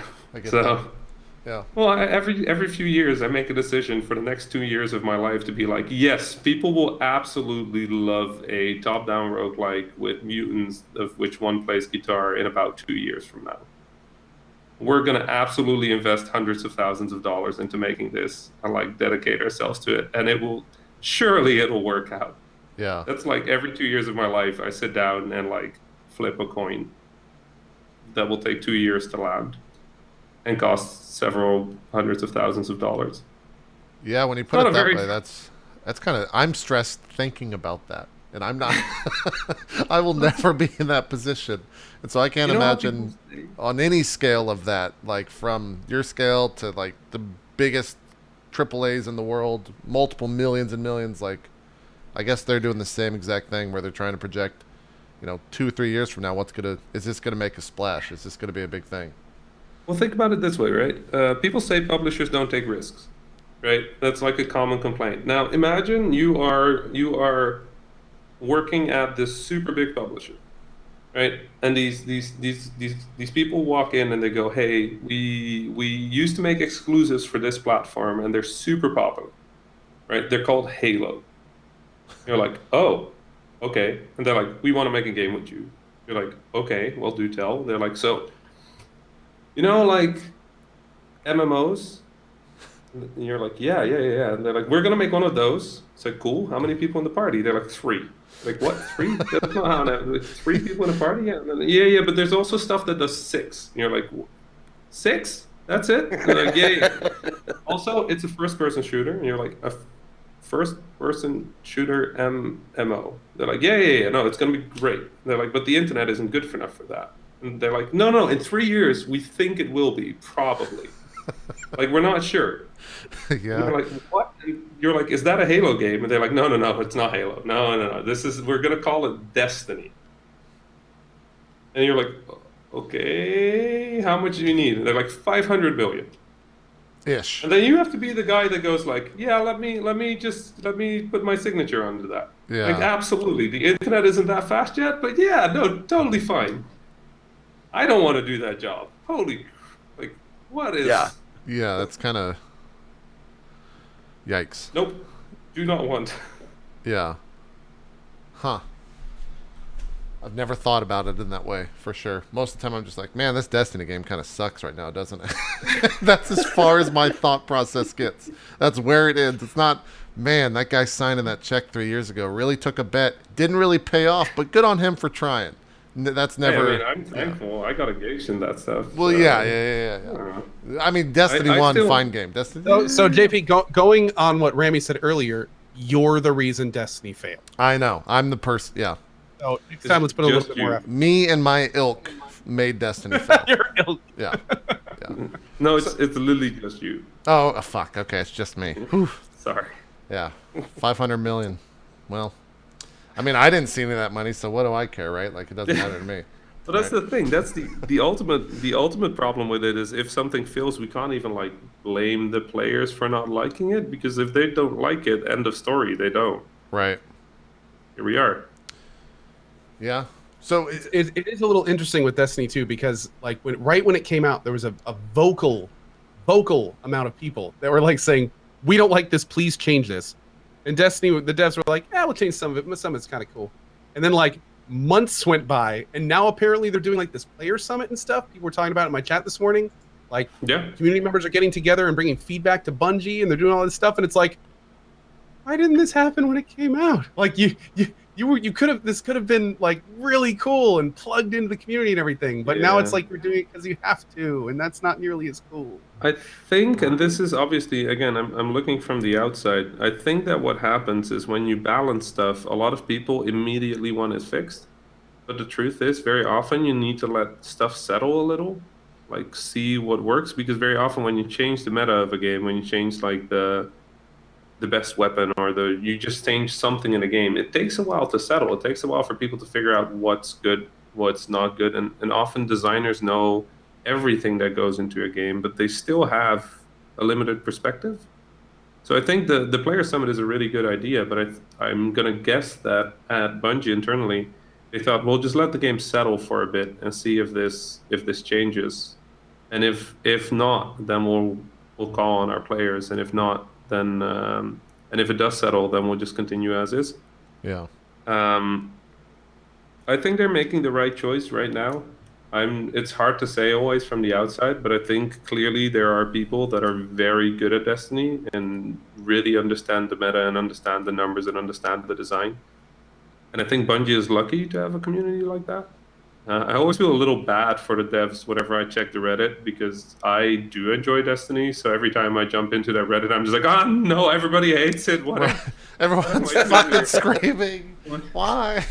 Yeah, that makes sense. Just like wash my eyes and then get back to my life. I always, every time a Destiny update comes out, I'm like, oh, these are some good improvements. I'm sure the Reddit will love. Oh God, what did I? Yep, that sounds about right. Well, your first mistake was looking to Reddit for positivity at all. But like, it's one of those things where I'm hopeful. Like, I remember Destiny 1 had a rough period, and I think with new stuff, and people like to think of Destiny 2 as like just another Destiny game. But like, we gotta remember, this genre didn't exist like what, 5 years ago? Like, they have nobody has any idea what we're doing. Right. And you might as well see that when that player summit gets implemented, that it gets worse.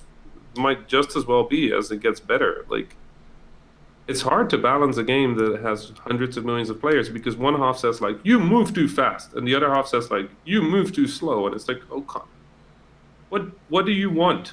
Like, Yeah. what is the thing? And it's never that easy. And that's, I'm curious. I'm just curious as what the summit will bring, and if even just better communication between Bungie and the community, then that'll be a huge win. Yeah. Hope so. Now, you're pretty outspoken member of the gaming and development community and stuff like that. I mean, I read your Twitter and it's great.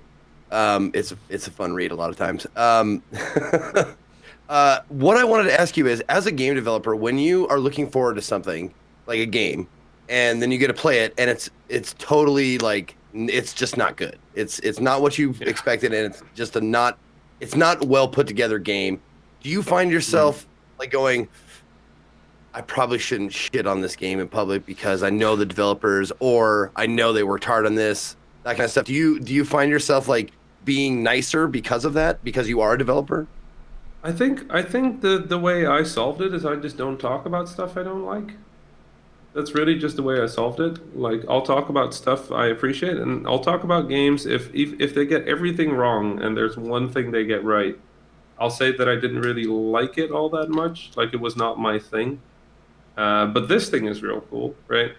Like the only thing I'll speak up about when I don't like a game is if I think they've genuinely messed something up that you really shouldn't mess up, right? Like, and even then I try to minimize that. Like, I have a pretty big Twitter platform for a game developer anyway. Like compared to you all, it's you know small, but Yeah. in the community, like I think we need to focus on. It's easy to shoot stuff down that's bad, but if the internet is already doing that, how do I lift up the stuff that's good, right? Like how do you put that on a pillar so that the industry can look at it and be like, this is the stuff people are excited about. This is the attitude people love. Right. I really try to do that. And I appreciate like a cynical like takedown of a bad video game as much as anybody else. Like I've seen them with my own games. Like it's hilarious. Like you look at it and you kind of go like, "Ouch, my feelings." This was 3 years of my life. Oh, that's a good joke. Like we're game developers. We can deal with feedback. But usually, if I don't like a game, I do it. I like will politely tell the developer like, "Hey, I didn't understand why you like," and then between parentheses, made a shit game. But like, I didn't understand why you made those choices. It's always a fun, and sometimes you learn stuff where you're just like, you know what, makes a lot of sense. Yeah. Didn't work out so well, but hey, I'm, I would think that everything in a game is in that game and it's in its current form in the game for a reason, right? yeah, Like, we tried. yeah, there was thought that went into having this system work this way. Might not be the best, but we thought it was the best because of X, Y, and Z. Yeah. Yeah. No, and that's genuinely, I don't know any game. That's not true. I know one game developer who intentionally makes shit games, but that's the entire point of him. Okay. And it's that he makes like the worst possible expression of every video game ever. All right.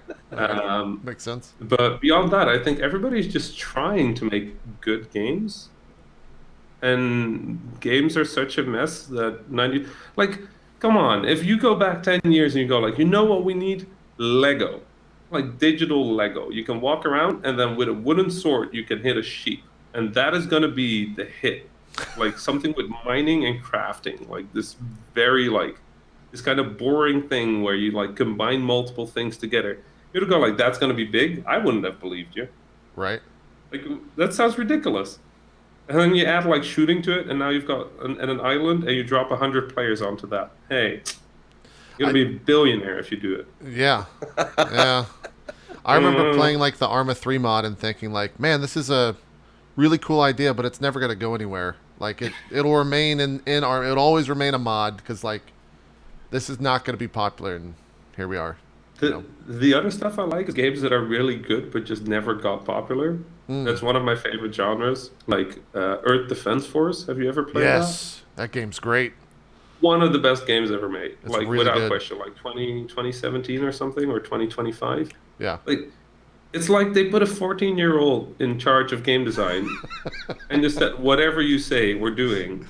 And the kid just went like, I want 100 ants. And it's like, ants? There's like, yeah, ants. It's like, but those are not, no, truck-sized, obviously truck-sized ants. Yeah, It's the like, biggest possible. Yeah. so wait, how many? Hundreds. It's like, okay, well, the engine can barely do, and the kid just goes like, and 500 robots that shoot lasers. It's just like, what? Really? And UFOs. And all buildings need to be destructible. Destroyable, It's yeah. like, what is this? And you just play and you're just like, I want this game every day. Like, just this is Random side question: do you know if that kid's looking for a job? Yeah. No, he sees the future. I don't think so. They're still making our Defense Force games. Yeah, and then you also need to be able to say EDF and get people around you to cheer at the same time as you while doing that. That needs to be coded in as well. I read an interview with the people making that game, and that was the thing they wanted to talk about. Was about the yeah, why not? It's the great. vocals in that game. There's a button that allows you to sing like to save our Mother Earth from any alien attack. Yep. And then if you sing that near some of your allies, they will sing the second line of the song. It's and then you great. can press another button, and you will sing the third, and then you can just sing You together. go back and forth. It's probably one of the coolest things in that game. but It it's so makes stupid. no sense when you say it, but if you're doing that while there's like hundreds of ants, truck-sized ants coming at you over the horizon in front of a sunset, and there's just like buildings collapsing in the background, and you're just holding that line, singing that, it's pretty cool. It's pretty I'm doing a ridiculous. terrible job of explaining this. Yeah, it's a ridiculous game from start to finish, without a doubt. Because like towards the end, like Godzilla style things start appearing, and like it's just out there. Like, It's a weird you're just thing. Mecha Godzilla. It's like, yeah, Yeah, absolutely. something like that. Yeah, it's a little crazy. It's a little crazy. I hadn't I seen love that. I actually have to Google it, and I am pretty impressed. Yeah, Earth Defense Force is a thing. Go play it. Like your goal is to defend the city, and by the end of every level, you are the one that has wrecked most of the city because you just missed an ant with your like 20 rocket launcher thing because it shoots 20 rockets without aiming. He was like, well, wreck most of the city. Yeah. What is? Yep, that. What? That- I have no idea what you're watching. This is the commercial for Earth Defense Force, the latest version. I'm not Is making this this up. your defense for? Yeah. Japan has issues. This is this is the PC version. Yeah, this is it. Like, look at these explosions. It is a ridiculous game. There's no. What is even? The cool part Like, about it being on 90% of PC now is that it runs, so it kind of takes some charm away from the game because, like, I think it was a PS3 game ish, Yeah. and it ran Yeah, frame real rate bad. drops. Yeah, Frame rate drops are definitely a feature in this game. it ran really bad, like sub 10 FPS in some parts. Sometimes it was like 10 seconds per frame. Yeah, it gets crazy. I mean, there's a lot of shit on the screen, and everything, like Yeah. Rami said, is explodable. Yeah, but then they went like anime with it in the latest version, and there's like I think they're like Valkyries or something. They're just anime maids that fly and shoot lasers. So Japan, basically, got a hold of all that. Yeah. Come on. I'm going to play this. There it is. Oh my God. There we go. There it is, right there. Yeah. Japan. Anyways, that's Earth Defense Force. I think this is 4.1. That's the name of it. Yeah, 4.1. Yeah, 4.1. The Shadow of New Despair, Japan. I'm glad they got better at titles. Yeah, exactly. This is the improved version, yo. Yep. Yeah. So I want to kind of bring in, I think initially one of the reasons that I wanted to have you on the show was to kind of talk about, from a developer's point of view, how you interpret Twitch and how you think of like content creators and how that whole thing works in a developer's mind. Like if you go and watch, an example is like Lyric, I think played Nuclear Throne a while back when it launched.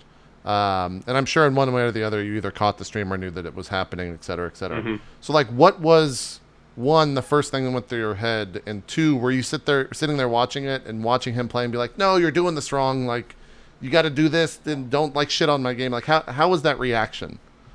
Well, the first thing I do whenever I hear a big streamer is streaming my game is see whether it's a streamer I want to retweet. That's usually one. Like, sometimes you click into a stream and you're like, yeah, this is not my brand. I'm out. Sure. But then you just kind of watch.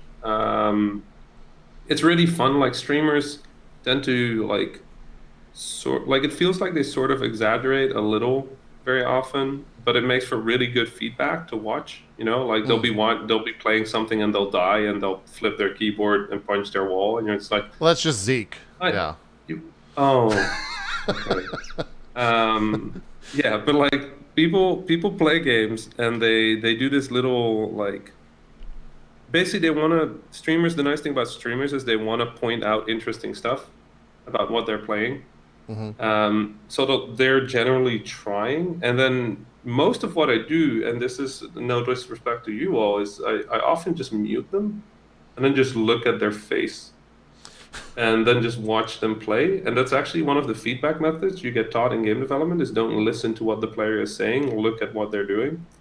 So you just look, and then you see somebody just do like the little like eyebrow thing where they're like, you're like, okay, they didn't get that. Like something messed, like what were they, and then you just rewind 10 seconds and you go like, oh, okay. They tried to grab that weapon, but it switched the wrong, okay, that's unclear. We should fix that. And And then it's actually really fun in general watching stream. Like it's one of the biggest benefits to the games industry that streaming has ever brought. Is just we can watch infinite playtests. We can literally For just free. turn on. Yeah. Yeah, we can just turn what you did used to be a paid position in the games industry. Like I'm just Right. saying, like you're missing out right there. Yeah. But What we do is still very much a paid position these days. oh yeah, that's right. Probably better paid than the original job was. Yeah, maybe a little bit. Yeah. Yeah. No, I mean, and like honestly, like thumbs up for all the hardworking QA in our industry because that is not a fun job, and it's a No. really hard. Like play level 1 700 times trying to find any collision fault. And it's like, can I play the game? No, don't play the game. Just walk against the wall. It's like, okay. Yeah, we what do found a get paid? bug in Minimum wage. this room, in this little like 4x4 grid. Can you just Yep. grab everything for the next 10 hours and try to and take this and just do this in this Yep. little room 10 hours? Just work that for us and let us know what I have a happens. friend who- a friend who played a VR game, and they realized that if you grab two items in VR, you can put them together, creating Yeah. like collision bugs. So he calls that crafting, and then stuff just sticks together. He just made it into a feature. He's like, done. This is crafting now. It's pretty cool. I'd be into that. Yeah. Yeah, what is it called? It's like Mosh Pit Simulator. I think it's called Mosh Pit Simulator.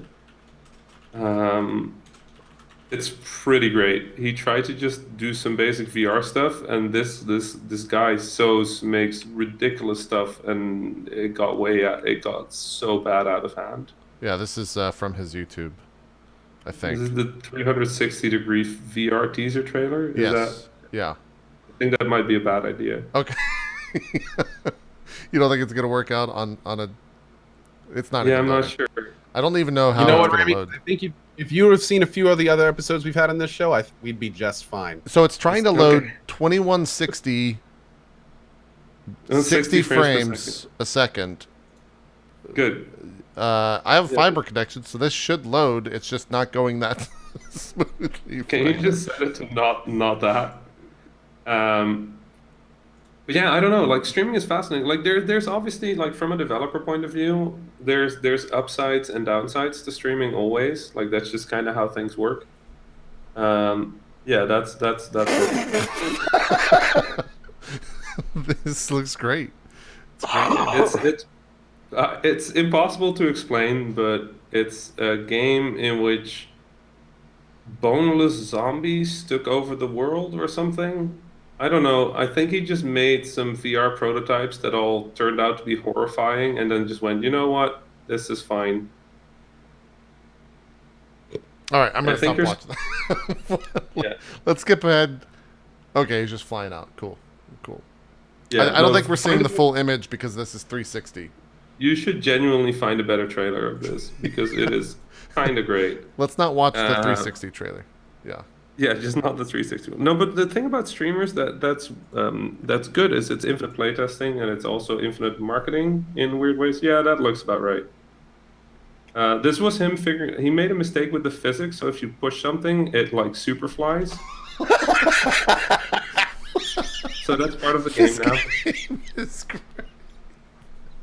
Anyway, yeah. Then he messed up the rigging on the characters, so they all had bones. So Nice. that's also a thing. And I think it was supposed to be a mosh pit simulator, but I'm not sure it worked out. No, this is Now much it looks better. like one entire surreal meme game. This is much better. I'm sure it's. Whew. All right. Anyways, continue, please. Twitch and Devs. Okay, I just got to turn this. Yeah. Okay.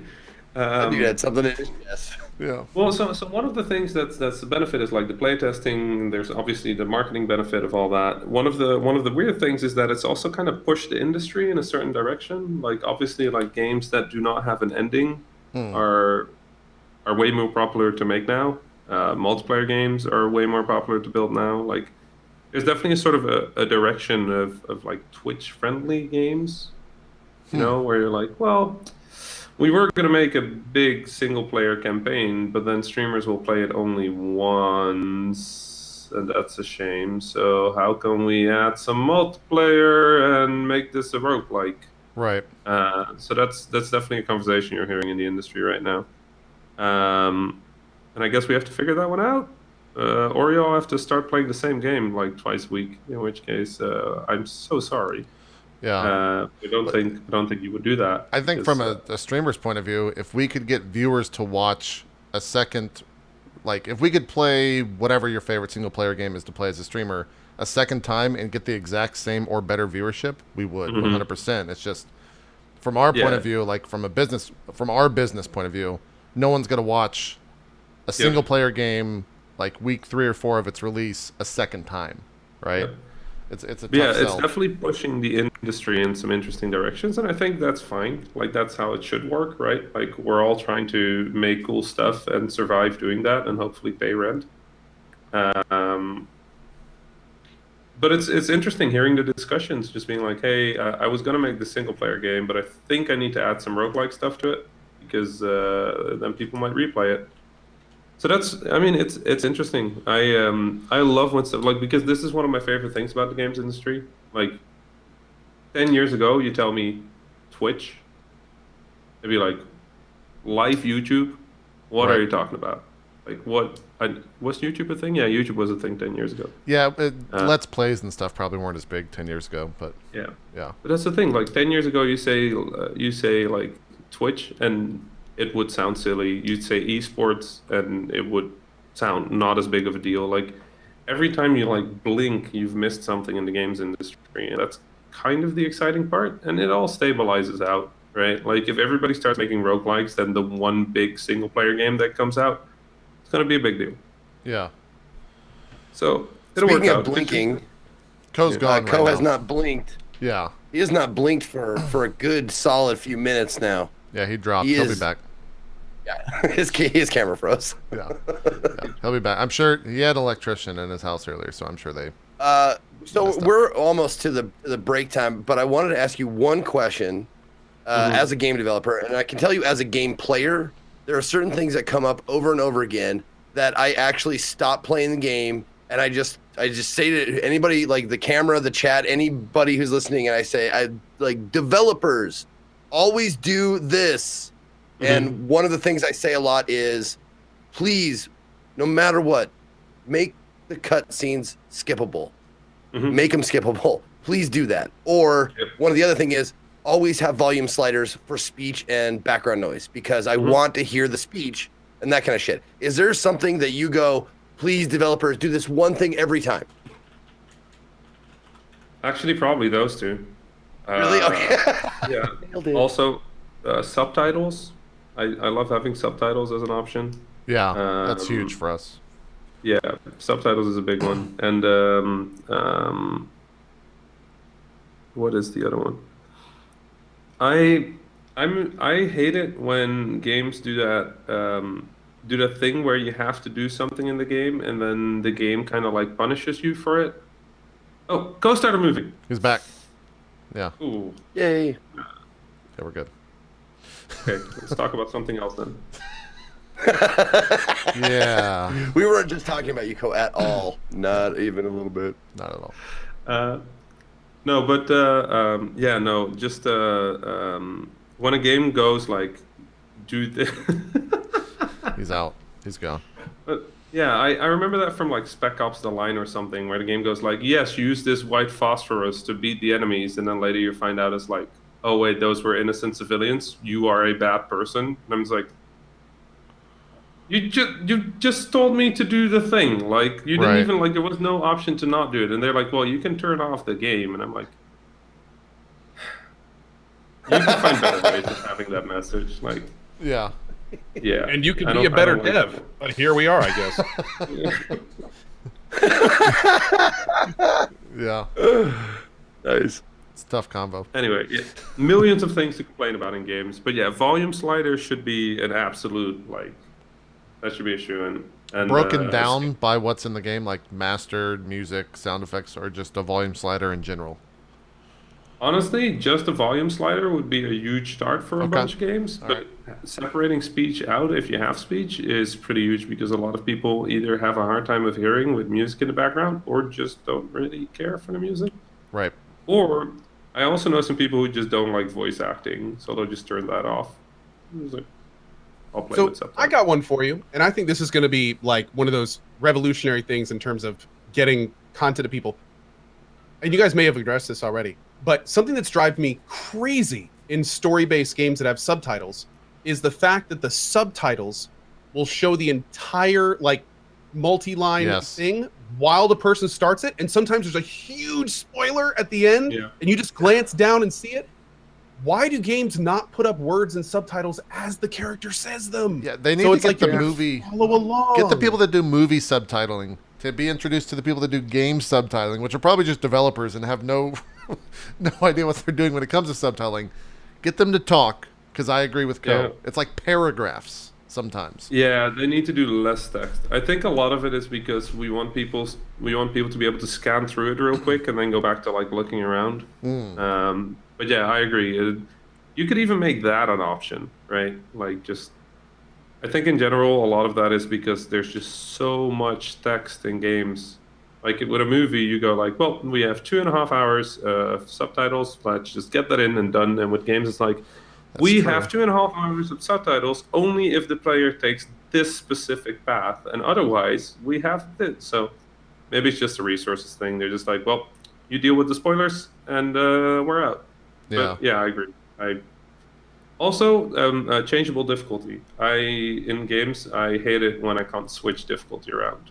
Like sometimes I'm playing a game and I'm just like, you know what? I want to just get through this game, and I run into a part where it's just not pleasantly hard, and I'm just like, you know what? I'm just gonna set it to easy for like 10 minutes, play this sequence, and then put it back on like normal, or if I'm on hard, drop it back to normal. I'm playing games with my mom right now, which is a fascinating thing. I've been you chronicled Final Fantasy 15 on your Twitter, which was a fun read for sure.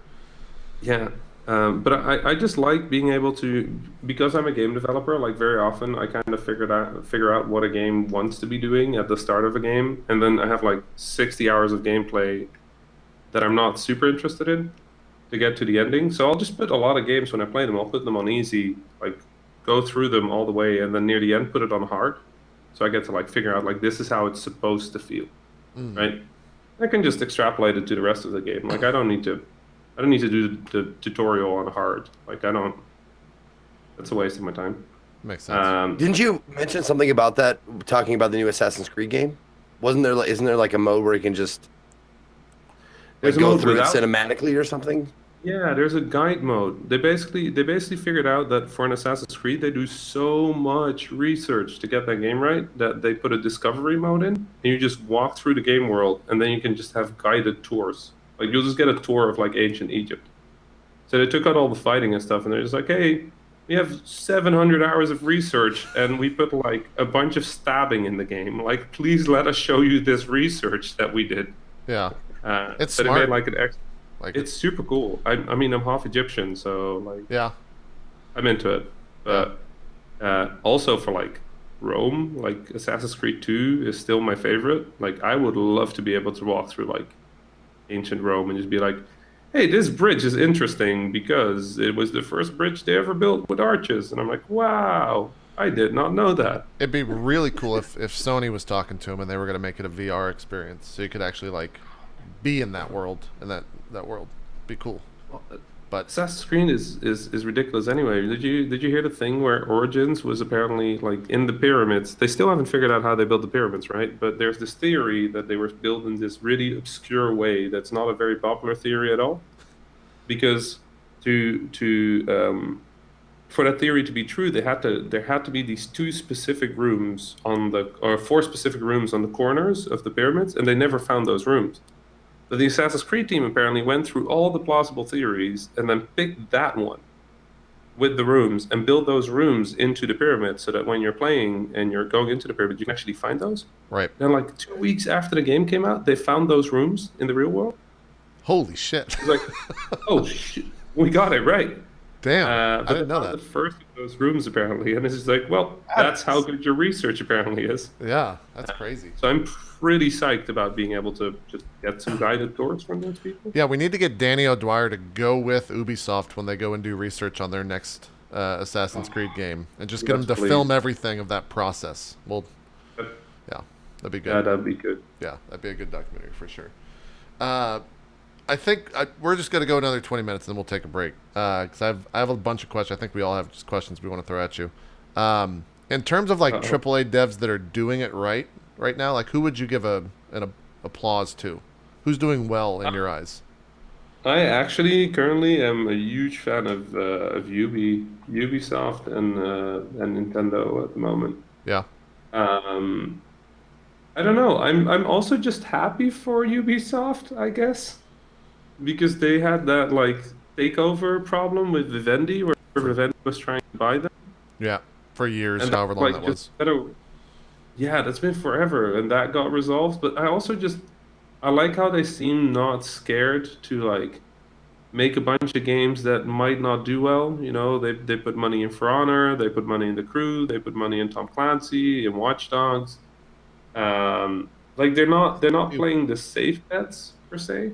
Yeah. And then the other thing is they seem to do such a good job of when you have a game, they don't seem to take that game for granted too much. I know that was like a big criticism of them for a long time, but like if you look how Origins reboots Assassin's Creed, that's a big deal, and I think Ubi is like, is it older than me? I think it's older than me, which is messed up. God, I think they might be older than me. And not only did they do that with ACO, but they did almost the same thing with Far Cry. Yeah. In the same year.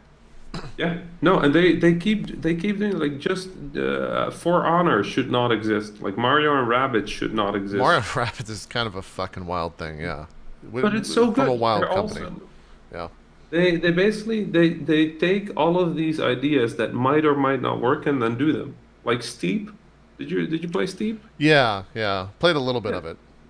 Was it exceptional? I don't think it was exceptional. Is it awesome that a game like that gets made? Like, yeah, absolutely. Does it work out? We don't know, but they're still gonna pour money into it and like put resources into it, and I really appreciate that. If it gets us one step closer to like Cool Borders or 1080, a new one, then like I'm totally on board for a new snowboarding game. I have to be honest, Rami, it's kind of interesting to hear you say that, because as an indie dev, I'm sure you're very good at utilizing resources and not necessarily being wasteful. But then you have like these multi-million-dollar projects that are kind of made on a whim. I mean, do you ever feel like those resources could have been utilized better for something that, you know, is a tried and tested theory on something that people want, instead of just kind of like, let's try this?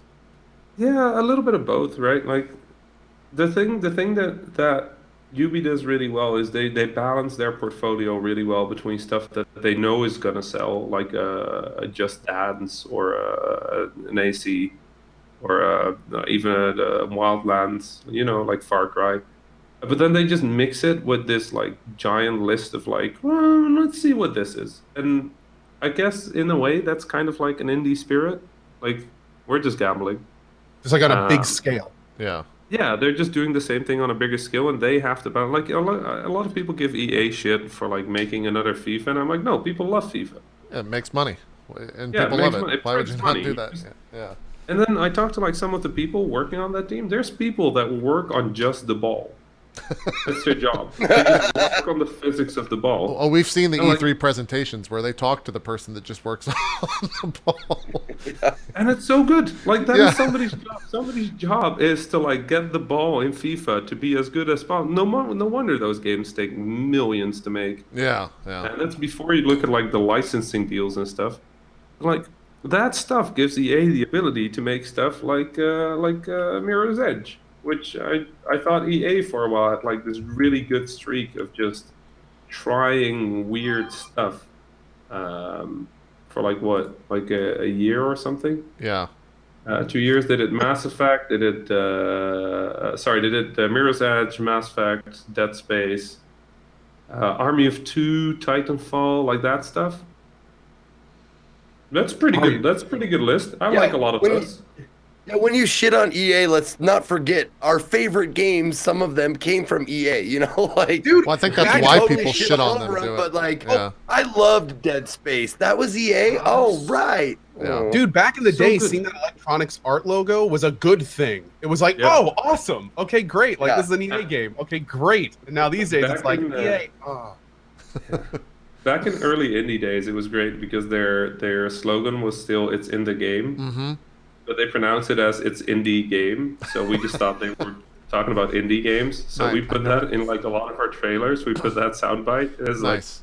this is absolutely illegal, but we were like 15 and had no idea what we're doing. So it'd just be like, "It's indie game." It's like, well done, you made an indie game. Uh, Going back to, I wanted to get this out. Like going back to what you're saying about FIFA. I want to meet that guy at a convention and just have his name tag be like EA, ball guy. Oh, Ball Peter guy. Moore? Is that what you're talking about? Oh, name. no, the ball guy. Gotcha. Ball guy. I gotcha. That's me. Yeah. It's like ball guy. What do you mean? The ball in FIFA. That's all me. That's me. That's what I work on. But like, there's so many great jobs in the games industry. Like, there's like the tree person who just does the trees. That's like a real job, and I love it. There's like the person who does like prop art, like the person who like when you walk into a Call of Duty scene and it's like this broken building with like half of the building blown off, and there's like newspapers like floating around. That's their job. They make those Yeah. newspapers. Like, That's pretty. this thing will never be seen except by like the one Twitch streamer that decides to try and read what's on it as like a joke, and then they are the one person who's going to find out that there's actually text on it. Yeah. I'm the guy that does that probably- for Yeah. sure. With I think every you and Co both are a little bit. Yeah. with every indie game, like I go and read like the cereal boxes in the shelves and I read the soup cans and all that kind of shit. I like to see what they say. Yeah. It's that It's- like, it's super fun because if there's a random in a game, like as a game developer, you basically get taught everything will happen. Like if the chance is 0.00001% that these two things will align in such a way that X will happen, then you have to treat it as 100% true that that will happen. And it's probably going to be a big streamer, and they're probably going to laugh at you. So And might as well that- put something funny there. Yeah. That ratio is inverse. So the less of a chance of it happening, the bigger the streamer will be that gets it. Exactly, And that's how it is yeah. for everything, Yeah. probably. Yeah. It's also when you accidentally let something in the game that really was not meant for public consumption. Like there's this story in the games industry about burning the poop. Have you heard that story? Uh-uh. This is back in the days when CDs were still like the way you send out games, and there was a guy working really late. And often, if you're trying to hunt bugs, what you do is you put like a little error message in the game that'll just pop up with like a word, and like very often you'll use like lol or like shit or like whatever. And this guy had used the word poop. Okay. They were actually not in games; they were in accounting. So they were making this big accounting program that was going to go around the world, and this guy had used the word poop.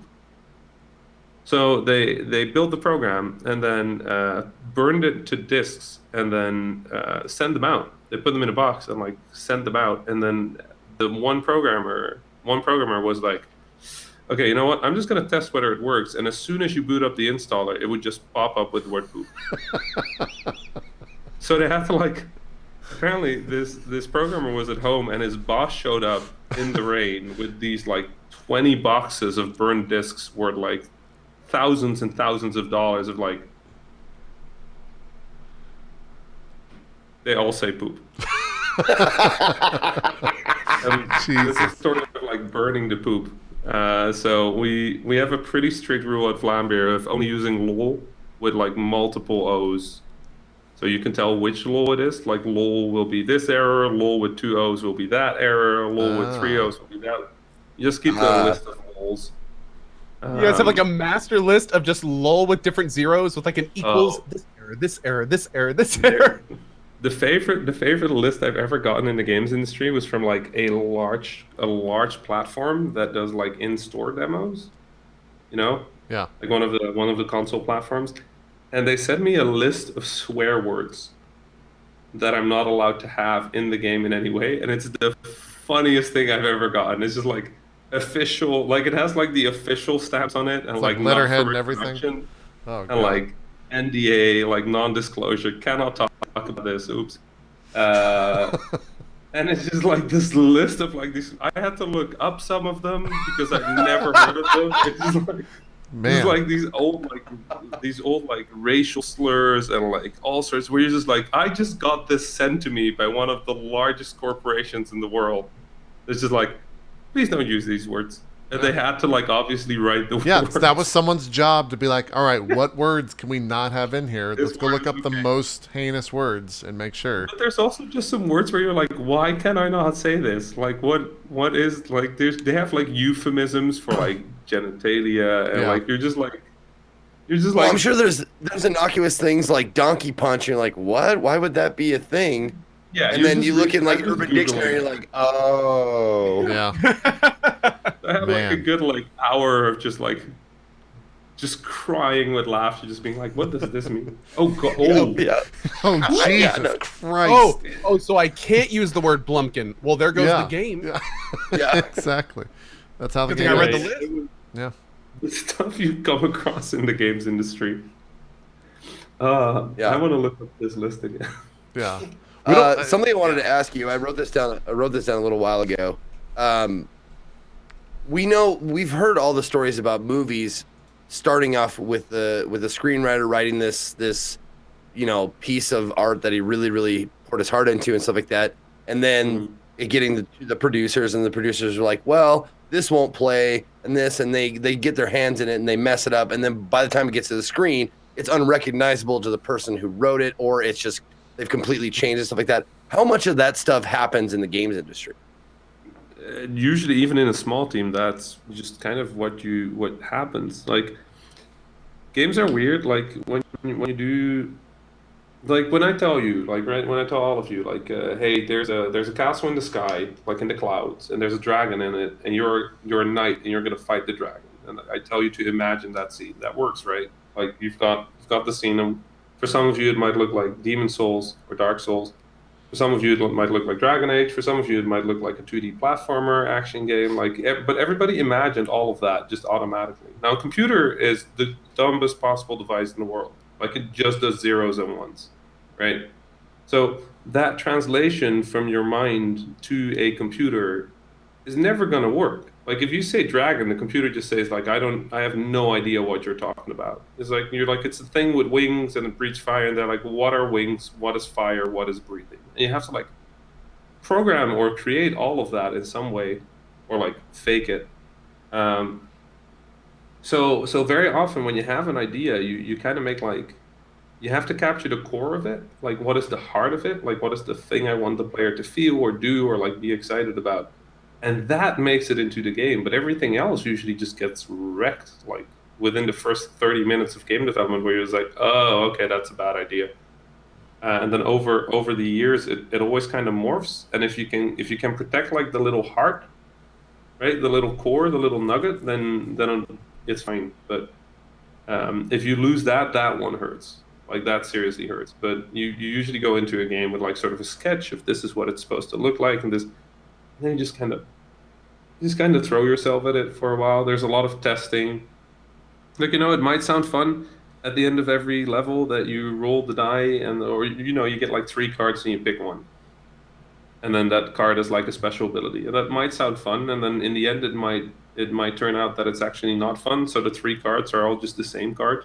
You just give the players one. You actually like pre-decide which card it's going to be, and it's just always that one.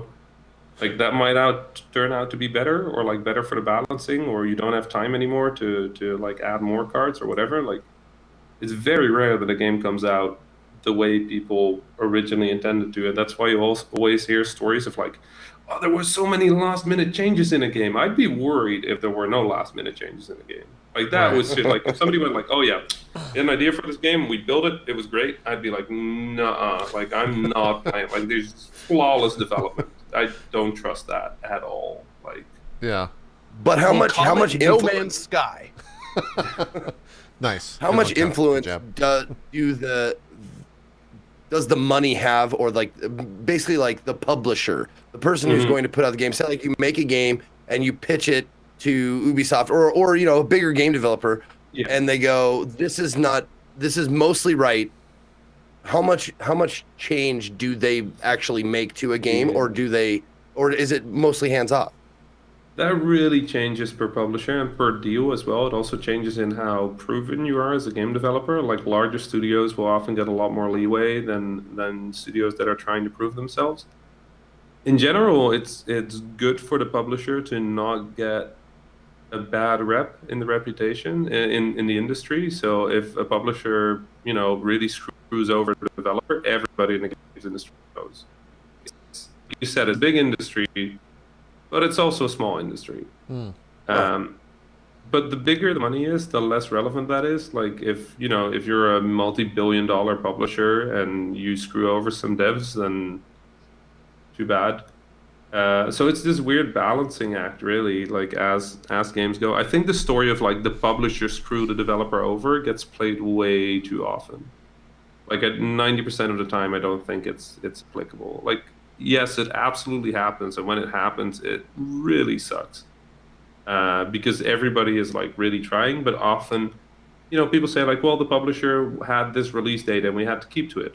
Well, you probably knew that release date 3 years in advance, so yes, you can blame the publisher for that. But also, why wasn't the game done on the date that you had? Like, did the producer, the developer screw up, or did the publisher?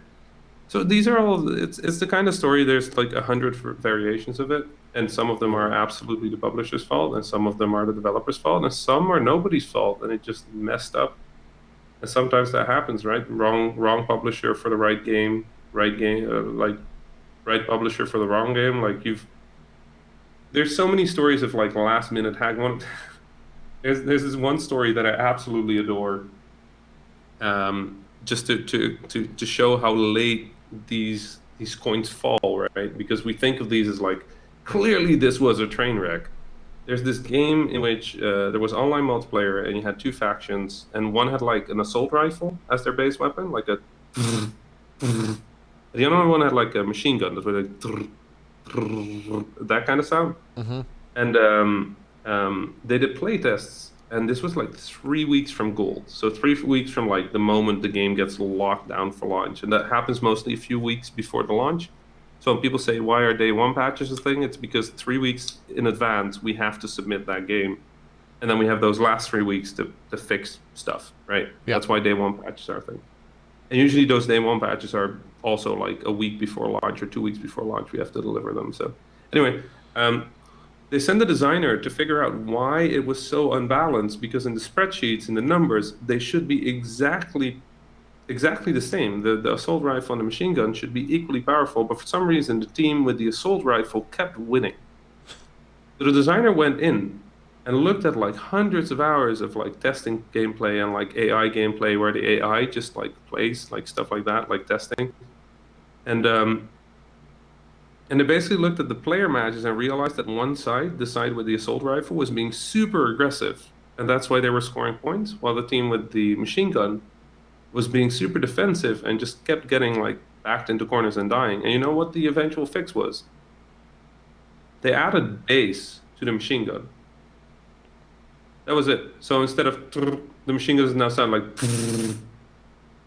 that was it. It just turned out that players were more aggressive. Awesome. With a different sound effect. That's it, because they felt their machine gun wasn't that strong. So the issue in this case was actually player confidence, and they had to embolden that via sound? Via the machine gun sound. Yep, this was a pretty big multiplayer game that came out like 4 or 5 years ago, and they fixed that like 3 weeks from launch. That makes absolute total fucking sense. It is crazy to think that. Like, I know I'm a very aural person. Yeah. And I know when a gun makes a very satisfying sound, it makes me like, it pumps me up, and it makes me like feel like, like, for lack of a better example, Rambo, you're just like, fuck yeah, listen to this. Yeah. Rather than something that's going like a silent pistol going pew pew pew. Now they might have the same strength, but I'm not going to rush in with something that sounds like that. Yep. But there's so much stuff like that in games. It's crazy to think about. So much and the weird thing is, though, in a situation like that, like you said, that the guy ran hundreds and hundreds of hours of simulations with the AI, which would not detect that. Yep. Right. Yeah. So, like, how that is to be able to distill that down to that being the reason is insanely creative. Like that's the last thing I would have thought of. That's wild. so much of that is game design. There's also like just like the technical last minute fixes, which are also hilarious stories. There was a game. Let me look when this game came out. There was a game like let me see. It came out in 2010. It was a first-person shooter, and one of the early sequences in the game was a helicopter crash. It was one of the opening sequences, and the problem was that somehow in the last month before release, they had to like do a little update to their physics engine, and only this specific level, all the objects got shifted by like half a centimeter, like just like a tiny, like this much, like not even like a quarter of an inch upwards. Which is a problem because it means that when the level loads, everything falls. Right, yeah. Or a quarter of an inch downward. And then triggers all of the sounds for landing, and then falls over if there's physics applied to it. Which is a pretty big issue. Now, this was not a huge level, and they couldn't just up the land a little. That's not how the engine works. So they had a big issue. Like they couldn't fix it. If they moved everything down, some of the objects would get stuck in the ground, or the player would even get stuck in the ground. So they had two problems. A, everything fell over, and B, this just hell sound of everything in the level falling at the same time. Yeah. As soon as the player spawned. So you know what they ended up doing? So the level loads right after the helicopter crash, right? So you crash your helicopter and then they load in the level. So what they did is they mute the sound and play one of those really high beeps to make you... And hit it. Huh. And then just... Oh, they're Saving Private Ryan. And then they just turn on the audio again. And just everything fell over, that's fine. That's how they... That is such unintentional genius right there. That is just like, we have to fucking cover this up. But people are like, that's fucking awesome. Remember that part? Yeah. Yep, then it becomes a big part, yeah. It is so cool hearing this because like we have seen devs deal with these types of issues in the past. And I was pinging chat on this. I can't remember what game it is, but it's either Oblivion or one of the early Deus Exes or something, where if you're in a room and there's a bunch of items around you, every time you load the game, every single item drops a little bit. And if you look into it, it's because what happens is when the game saved, it would save with collision errors. So the way they got around that was every item would be moved up just the tiniest bit, and then whenever you loaded the game, gravity would take over, and they would all drop in front of you. You would save items like on top of each other. Then when you load your game, they would all just spill all over the place. It was Oblivion.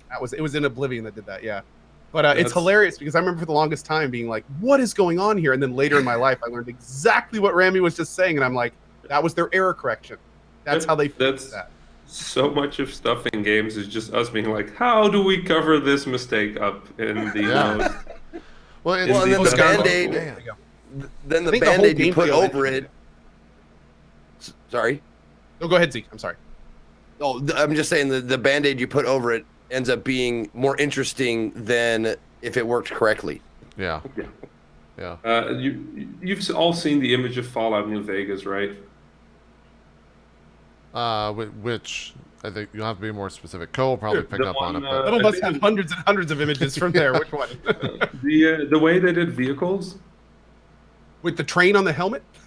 Yeah, there are no vehicles. It's literally just that's like if you have a vehicle, it's a guy that's clipping halfway under the ground, and then their helmet is the vehicle. So anytime you see a train, it's a little dude running with a helmet under the world. That's how they got around that. Nice. There's a company that works with an engine that is traditionally designed for first-person shooters, but they also make racing games. So in the code, every vehicle has a gun. Huh. Because otherwise the first-person shooter engine is just like, this character does not have a weapon. I don't know how to deal with this. So every car has like a gun assigned to it.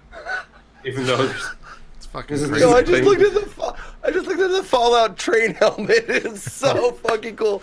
I just googled train helmet Fallout. Yeah. And it is such a fucking cool image of like someone in their skivvies, but their head is a train. Right. The best is they eventually modded it in so that the train helmet would drop so you could equip it. So you would just be walking around normally with this giant head, like trying to track where your vision was going. That's ridiculous.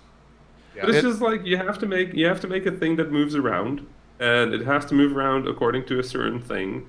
And you can either start programming vehicles from the ground up, or you just go like, we already have a thing that walks around according to a specific pattern. Let's just give it a train helmet, because the player will never notice the difference anyway. True. Yeah, I mean, The skull beneath the skin, man. It's weird. So I'm just going to go ahead and say this. JP, we're 5 minutes past 2 hours. Do you just want to talk about games next week? Because this is... yeah, no, I think we will, yeah. Okay, because Rami's kind of a special guest. So Yeah.